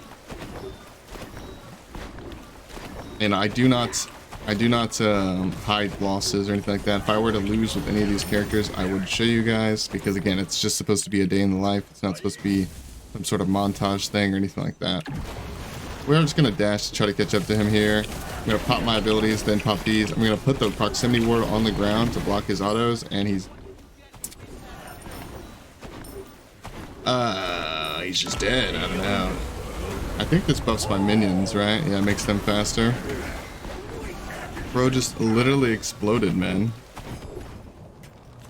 He's just dead before I even get my ult off. I did have the red pot and the red buff worth mentioning there, but holy, that is insane, man. I guess I'll show you guys quickly what I would build on Charon, although these Guardians, I don't really think they have like a variety of different builds. Like they do, of course, every character in the game has a variety of builds, but lesser tier characters are of course going to have less options of good builds that are actually viable for winning and stuff like that, right? So we're gonna say GG to the lad, and then we're gonna go back here. We're gonna open up a Charon game, or a Charon builder thingy here, and again, that's a joust thing. So I would say Chronos Pendant's definitely worth it. Like if you don't go Chronos Pendant first, it is worth mentioning. You can go Tablet of Destinies if you want, especially if you're against an incredibly tanky target like Osiris or Hercules. You can go Tablet, it'd be fine. But generally speaking, I'm not going to put that on here. So Chronos Pendant into the breastplate or the Genjis. I'll put that down here. Let me actually tab out and mute so that way you guys don't have to listen to Charon in the background slamming on his boat. I would say I would build this start pretty much every single game. I like to go Book of Thoth. I think it's super great. If you guys don't want to go Book of Thoth, an alternative to that would just be going the lifesteal items, right? Like, of course, these are two items that are very, very viable, very good, and they're much more of a viable strategy if you were a lesser tier player, a less experienced player, right? It's much more forgiving to go a build like this. One thing I will mention is, if you do get this, they're probably going to, I would recommend building med, and if you go this, they're probably going to build anti-heal for your lifesteal, but they might have went anti-heal regardless for your med. Who knows? It's up to you to decide whether you like that or not. I'm going to leave these down here just as an option. For me personally, I would always go book, and then I would go pen. If they have a lot of healing, I'll probably go divine, because flat pen is very, very good on Charon. He has a lot of abilities that make use out of it, so I would always go that. And then most times I would probably just go the rod glyph. Actually, I should put the glyph on there. Obviously this is a lot just to do with the build that I just went, right? But I'll show you guys a little bit different stuff as well. And then last time I'd probably go like I'd probably go like Obshard last. If you didn't need anti-heal, then I would have went probably Obshard fourth, actually, and then this, and then Poly, right? It is worth mentioning that, actually, what did I even just build last game? Let me see. Oh, and I can show you guys my history, so you can see that I am not I am not hiding losses from you or something. Someone actually commented the other day. I'll probably show this again at the very end of the video, but very quickly, somebody commented and said, I really wish you would upload losses so that way we can see a variety and not know for sure that you're going to win every game, you know, with the assumption that I win every game. Like they're saying that every one of my videos, they know for a fact I'm going to win because I only upload wins. It's not, oh, that's an arena game. It's not that I only upload wins. It's, I upload losses too. I just don't lose very often. Like that's just the truth, right? But what did I even build in this game? I went Poly last, right? So I opted not to go Opshard because he doesn't have that much defense. And I would say that's fine. You definitely can go Poly with that build. Like, I mean, obviously I just did it, right? And Poly is very strong just in general. But I do think Opshard is a very solid item that you can build as well. And I just showed you guys the build. And if you want to see that again, just rewind the video a little bit. But I'm going to show you guys an alternative build that's a lot more forgiving. I would say it's much more forgiving. It's not that much different. You're going to go Chronos Pendant into Breastplate, into Bancrofts or Typhons, whichever one you prefer, because I would say it's definitely viable to go Typhons. Some people say not to because you don't have any lifesteal yet to synergize with it, but it does give you pen. Around this stage of the game, they're probably going to have defense, right? But it's also fine just to go your Bancroft's Talon into your Typhons, into your Polynomicon, into your Divine Ruin. Or if you need the Divine earlier, you can go Divine and then Poly, or you can go Poly and then Divine, up to you. If you don't need Divine, then you probably just get yourself, oh, I'm into good glyphs. You probably just get yourself this. If you don't need that, this is a much more forgiving build. I would say overall it doesn't hit as hard, and you're not going to have infinite mana. But I mean, to be fair, 5 of these items right here do give mana. So actually, this gives MP5. So I would say you're going to have fine mana. I just personally like to have the Book of Thoth. It's my preferred playstyle, right? If there's any honorable mentions here, it would, I mean, honestly, I don't really think you should build anything outside of what I just put, but honorable mention, Doom Orb, I guess. Doom Orb could be fine. Again, this is my, in case you skipped to this point randomly, this is my secondary build. This is the more forgiving build. I typically go Book of Thoth. If you want to see that build, just rewind a little bit. And to finish off this video, I think we're going to go back to where we started this video, to make the video length a little bit longer for you guys and whatnot. And also to show you guys just how strong the character is, right? I think we're going to skip in and we're going to play another Kuzenbo game for you guys to finish off the video. Appreciate you guys watching. I'll skip you guys into the next game. All right, guys, we're into the 5th and final game. And normally I would call this like a loss here. Not like we're going to lose the game, but like it sucks that we're against another Guardian because like I want to prove my point to show how good Kuzenbo is. But I actually think this is kind of poetic. And I should do it anyways because like I said, I want to show you guys, give or take, most of the games I want to play. It's about, or most of the games that I do play, it's about, a day in the life, right? But I do think it's kind of, although I did get rid of that Cabrakan game, right? Because that was super boring. But I do think it's a little bit poetic that we're against a Ymir. Because, and by the way, I chose a different skin. So you guys can easily tell the difference of like, I don't know if you fell asleep on the first Kuzenbo game and you woke up on this one or something. But I think this is poetic because Ymir was probably a character you guys were all thinking of like, what happened to Ymir? Wasn't he like one of the best Guardians? That's what I get in my stream a lot. People ask that. Wasn't he like one of the best Guardians? What happened to him? Is he not good anymore? I mean, he's fine, but no, he's not very good. And I think it's kind of poetic because I'm going to beat down this Diamond Border Ymir, utterly destroy him, and show you guys how much better Kuzenbo is. And granted, there's always the player diff situation going on as well, but I think you guys will be able to tell pretty easily. Oh my god. Well, interesting.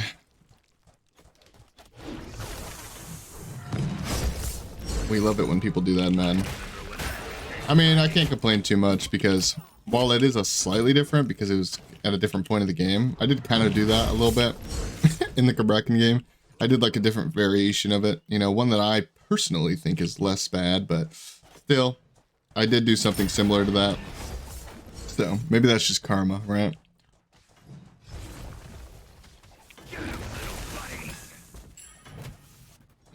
Yeah, this is annoying already.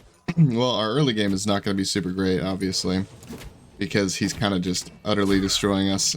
Because, I mean, don't get me wrong, Ymir does have a better early game than Kuzenbo. It's just not so much better that it makes up for how much better Kuzenbo's late game is than Ymir's. So regardless of him starting like that, like I said, he does have a better early game. But I still will mention a big reasoning for why this is going so poorly. It's just because I started the red buff and he came around the corner like a little rat and stole it because I had no abilities up, right? He did the whole I'm gonna wait around the corner for you to use your abilities strategy. It's pretty cringe, but goes how it goes, man. Goes how it goes. It is a ranked mode at the end of the day, right? That's what you have to remind yourself in these situations. At least that's what I try to remind myself. Is like when people do like stuff like that, it's like super cringe.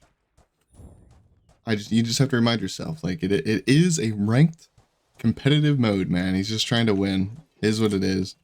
Once we get our cooldown online, though, gotta be over for this game. Especially since he's not going Bancrofts and he's opting to go into a more later game type of build, right? Bro, this guy's actually pretty good. I won't lie. Like that ult and whatnot was actually like fire.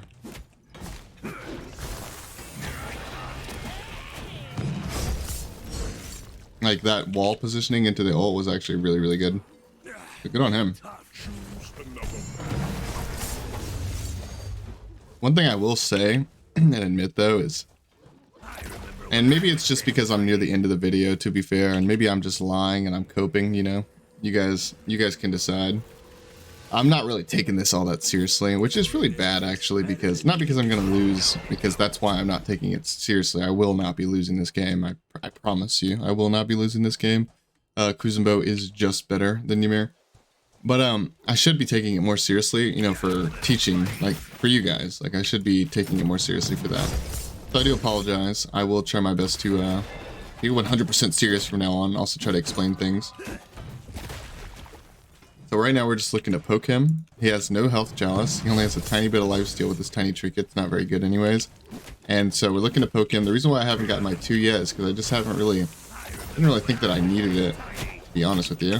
Okay, he's kind of just dead. Yeah. So let's just do a quick recap. He stole my red buff like a little rat, ran around, secured the blue buff, almost killed us, pressured us out, did everything correctly, just to die like that. And I'm not saying that's his fault necessarily. I'm just saying like that's a Ymir diff. And not to say that he played that perfectly. Of course he didn't, but I just kind of hit him with a couple spells and he just died, man. Like, he can't do that to me. He's not going to kill me that quickly. And my character is much more mobile than his as well, so I would be able to get out. I have a CC immune ult that I can use while moving. He can't move during his. And I have a dash. He doesn't have a dash, right? So just one more reason on top of the 6,000 reasons for why Kuzenbo is just better than Ymir in every single way. What is he doing? Is he gonna surrender or what's happening? Like, he was literally trying so freaking hard that he waited around the corner like a rat to invade me at the start of the game. And he dies one time and what, he's gonna F6 now? Is that what I'm seeing here?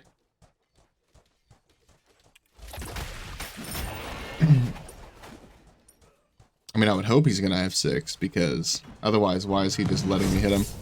Maybe he just doesn't care, you know, because he knows I'm not gonna kill him right there, right?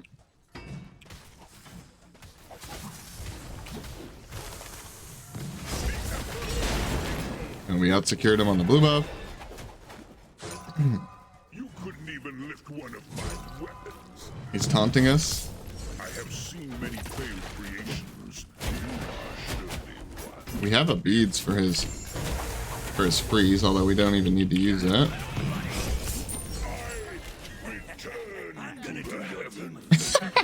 Call it toxic all you want, I don't care. He taunted me first, so we taunted him. Goes how it goes, okay? You don't want to get taunted? Don't taunt me, man. Goes how it goes. Alright, we're gonna go stick to our guns, go straight into a Book of Thought like we usually would. Although, like again, or like I said last time, or if I didn't, I should have. You could just go Bancrofts here or Typhons here. It'd be the same idea. I just personally like the Book of Thought. It's a a lot more fun because I get to spam my cooldowns more, and it also has more damage potential in it, right? So I prefer to go to the book route, but you could just as easily go lifesteal here and it'd be perfectly fine. If this guy doesn't start playing seriously, like if he just starts trolling, I might just honestly just end the recording and skip you guys into a new game or something. We'll see what he's doing, but like so far the vibes I'm getting kind of just seems like he's literally was sweating incredibly hard, and the second he starts losing, he just gave up and doesn't care anymore. Quote unquote doesn't care. That classic.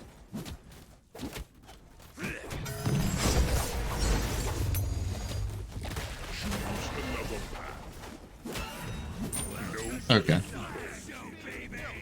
Okay.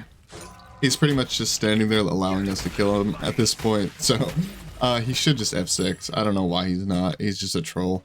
At this point, I'm just going to F6 for him, and by that I mean I'm not actually going to surrender the game, but I think I'm just going to end my recording, man. I don't want to put you guys through this dude barely even trying, and he's a guardian at the end of the day. Like, I just thought it'd be funny to beat up a Ymir for you guys, because, you know, that's a fan favorite guardian.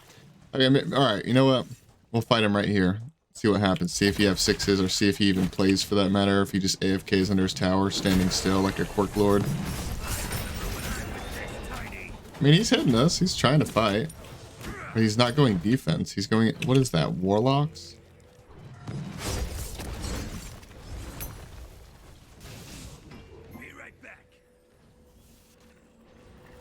Did he just lag into us with the hook? What is that, man?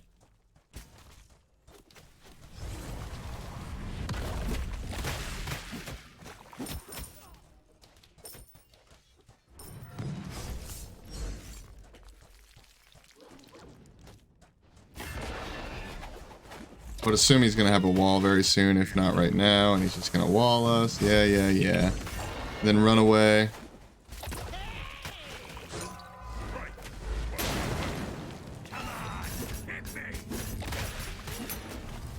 Throwing the name. I mean, I haven't ended the recording yet, obviously, because, I mean, I was kind of waiting to see what he would do, but... I mean, he is playing now, to be fair. I just think it's kind of boring because he's building incorrectly. He should have had beads instead of horrific, but I won't fault him too much for that. Horrific is good on Ymir, but like he's just building weird now. Like he has Typhons with no pen or with no lifesteal, and that's fine if you plan on going lifesteal the next item, but clearly he's not. Let's just go ahead and get our med. Upgrade it fully, why not? I was thinking about also getting a power pot, but I think the med will get us a kill here, and hopefully he'll just surrender. That way we don't have to end the recording in the middle of the game for like no apparent reason. Oh.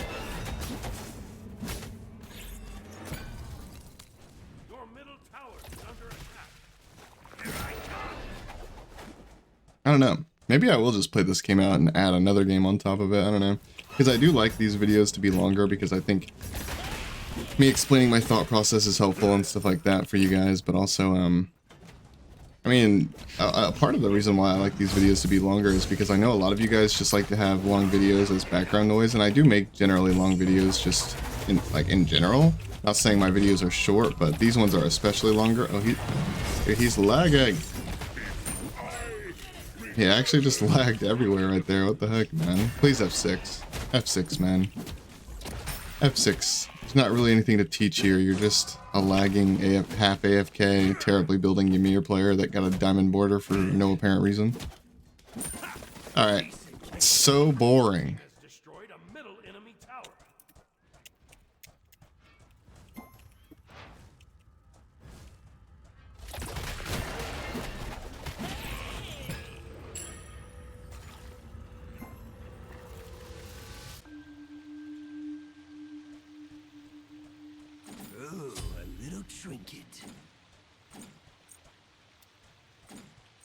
Yeah, I don't really know. I don't really know what to say about this guy, man. I think I'm Mirrodin, actually. I don't really know what to say about this guy. He's kind of just... I don't know. I'm going to end it here, because he's right. This is boring, and he's a weirdo, and he's clearly not going to F6. He built Sunder. He's losing the game horribly, and he built Sunder. There's nothing to learn here. We're just going to go next. I mean, I'm going to play it out, obviously, because this dude's not going to F6, but I'll just skip you guys into the next game. And hopefully we get a decent game, because this guy is not it. I'm going to skip a queue after as well, so I hopefully never have to play this guy again. skip you guys into the next game. Thank you so much for watching. Alright guys, we're into the final game. This one actually is the final game. For real this time. We're against another Diamond Border Gilgamesh. We started versus a Gilgamesh, and we're ending versus a Gilgamesh. At least I'm pretty sure our first game was a Gilgamesh. I don't know, it's been hours. It's been days since the last time we played Kuzenbo. Well, I mean, I guess the last time was literally last game, but... hold on, we'll reply to that guy in just one moment here. Do we want the med, or do we want the beads? Beads would be a lot more helpful fighting a Gilgamesh than the med, but we did go med in the first game, and it worked out pretty fine, I would say. YouTube. Good luck, man.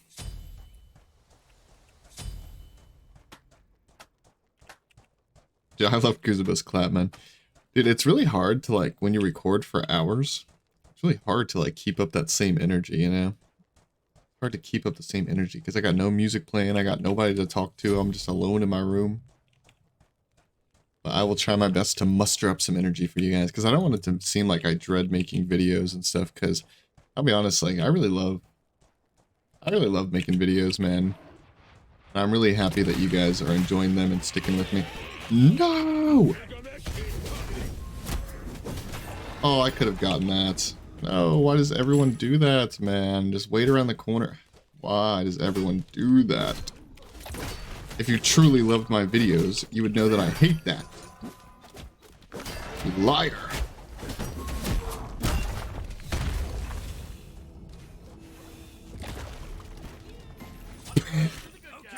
I'm just kidding. I mean, to be fair, he could know that I don't like that and still just chose to do it anyways. I mean, it is what it is. Not a big deal.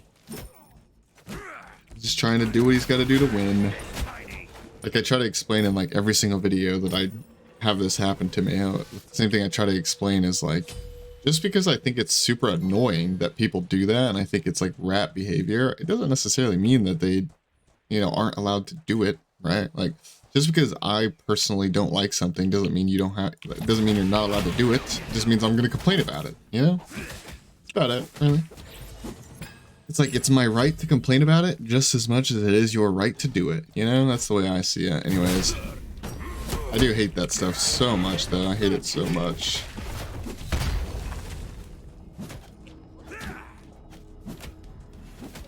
Yeah, I have no abilities to clear this wave. I got this one HP archer, man. Okay.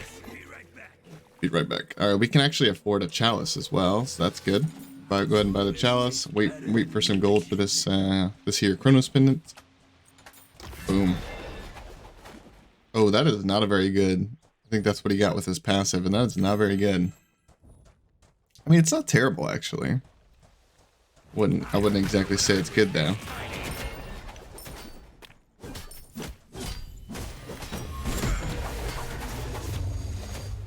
We won the scepter battle. That's just who we are. Who we are. Sorry. I'm choking, man. I think I'm choking on nuts right now.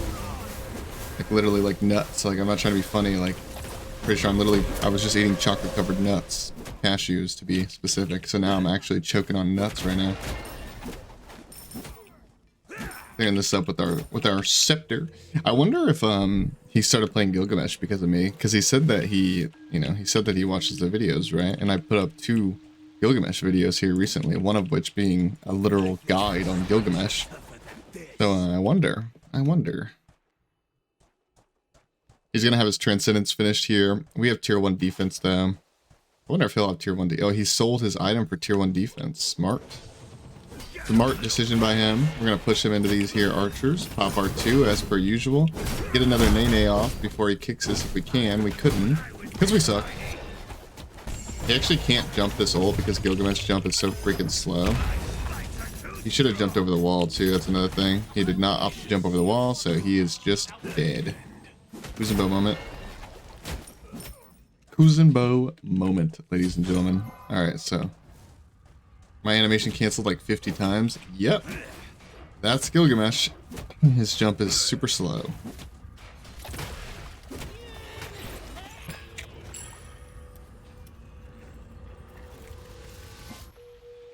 Let's just say it's no more. You know, this is just karma, bro. This is karma for invading me the way you did. Just like how when I did a similar play in that Cabrakan game and I got punished for it. Just like it was karma towards me, it's karma towards you. Lesson learned. Never invade people in like a scummy, hide around the corner fashion. Because karma will get you. It got me. No one's immune to it, okay? I don't really know why he ulted like that. That was kind of weird. Oh, threw me back into it. This guy's a pro. What the heck? He shouldn't have beads up still. Oh, he does have the scepter. Cannot believe I gave him the scepter.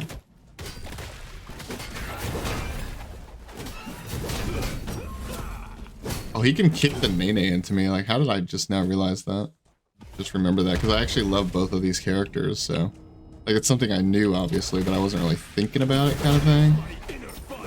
Wasn't really thinking about it. Throw the Nene, then ults. The Nene will beat on him the entire time you're ulting. Not really that necessary there, but it's just a good tactic, generally speaking, is to get the Nene out before you start ulting him, because he does a pretty good job at hitting them. Be right back. I'm just going to go an early power pop, because we already have the tower, and we actually are killing him. Like, normally, like, you want to make sure your power pots aren't wasted by, like, you know, you're not really going to get much off of them kind of thing. But considering we already have this dude's tower, and we actually are already killing him, I mean, surely we can keep up this momentum with our power potion, right? I think we'll just beads his kick here, probably. Oh, okay. Kind of just did it too early. Now we got the scepter, pushing him into the wall, beating him up. Popping the horn shard, throwing the Nene.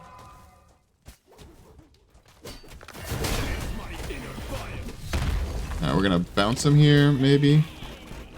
We did not. Oh, he turned around for whatever reason to kick that Nene. Interestingly enough. And we missed yet another Nene. As you can see, we are the best Kuzenbo players in the land. And he's dead. Shout out to my boy Redpot for giving us extra damage. We probably wouldn't have killed him there.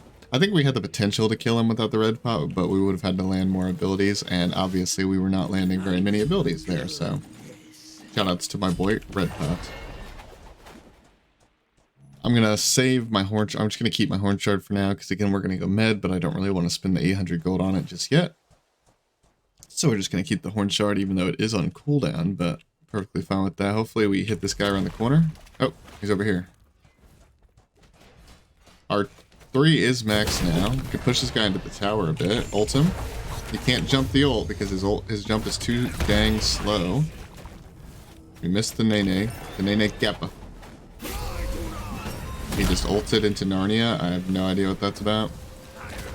But these Diamond Border players are kind of sus, man. They really just be handing out Diamond Borders to anybody. If you guys are wondering why he's just standing there, it's because he's actually body blocked. The Nene, if you push him into the wall with the Nene out, you actually can body block them with the Nene. So he actually can't move there. Maybe he could have moved the last time, not sure. But I know he can't move that time. Kuzenbo is just so annoying. I do agree. I do agree with that, sir. This will let me smash him.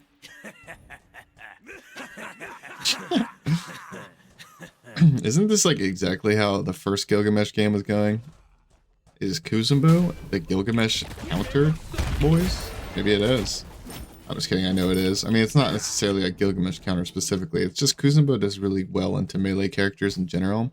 There's only a couple, if any, that actually fare well into Kuzenbo. Generally speaking, even the characters that can beat him, you don't really want to play any melee character into Kuzenbo. Very strong. Which is why I think it's funny that everyone says that right now is warrior meta. And I'm not disagreeing fully. I mean, warriors are strong right now. But I mean, Kuzenbo literally is the answer to warrior meta. Like, he beats Osiris, he beats Gilgamesh, he beats Surtur, he beats pretty much all the assassin. Like, he just beats melee characters in general, so... I'm gonna go ahead and quickly clear that, and then we're going to let that guy die, and we're gonna go straight to Bull Demon, I suppose. And that may look like a weird play on his part, because it is kind of a weird play, but to be fair, I probably would have killed him in the end, regardless. So he's just looking to clear the wave, I suppose, but in doing that, it kind of makes it where I just get this Bull Demon for free, so I don't know. I understand why he did it, but I don't agree with it. I do not agree. Alright, we're gonna back up here.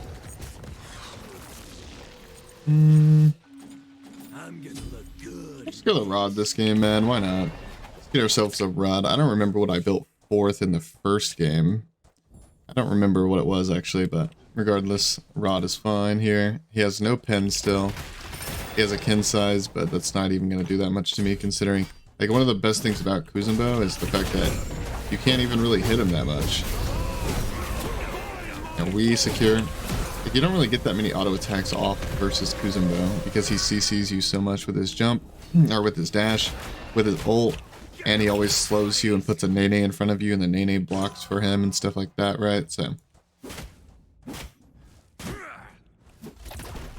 build the Nene like that, and hopefully he'll help you hit it. Sometimes he bugs out a little bit and just starts moonwalking, but you know, still worth giving it a shot. Well, we missed.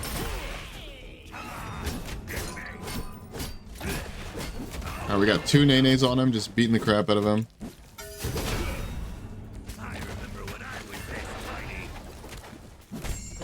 We missed our dash. He's trying to jump.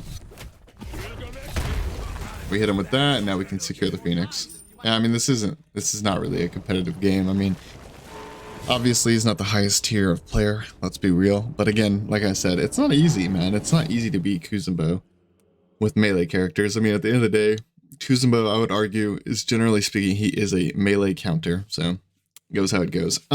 As far as the end of this, like I said, I explained in like the end of the Charon video, I think, or maybe it was at the end of one of the videos, or one of the games, I should say. I explained my Kuzenbo build and how it's pretty much the same thing every game, give or take.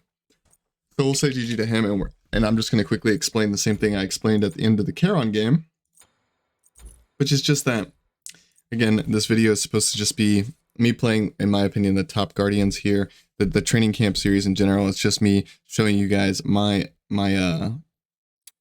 process of recording, I suppose, trying my best to leave out no videos whatsoever. Some people make comments that I don't post losses and stuff like that, but the truth is I just haven't lost that often. I have shown every single game that I have played here today. We started with the Kuzenbo.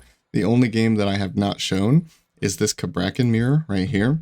And the reason why I didn't show it is because, well, it was a 10-minute surrender, and it was a mirror match where he built incorrectly and pretty much never really tried to fight me, and it was incredibly boring. So I didn't show you guys that. But again, I just post everything. I literally post everything that I record. I do not avoid posting losses. And to show you guys a little bit, one of my losses, like a good chunk of these losses are on stream. And one of these losses is actually a DC. Like I didn't pick a god on stream and got a 20-minute deserter. And that counts as a loss because I was distracted doing my stream thing. I just don't lose that often. The dual player base is not that good these days. So therefore, it's not about the, like, I don't avoid posting losses. Like I really do try to show you guys my true experience, especially in this type of video, like the training camp series. I try my best to show you guys exactly what happens, exactly what goes on during my day, and just explain my thought process throughout, right? Regardless, a little bit low energy here at the end of the video, but I hope you guys did enjoy watching, and I'll see you guys in the next one. Goodbye, goodbye, goodbye.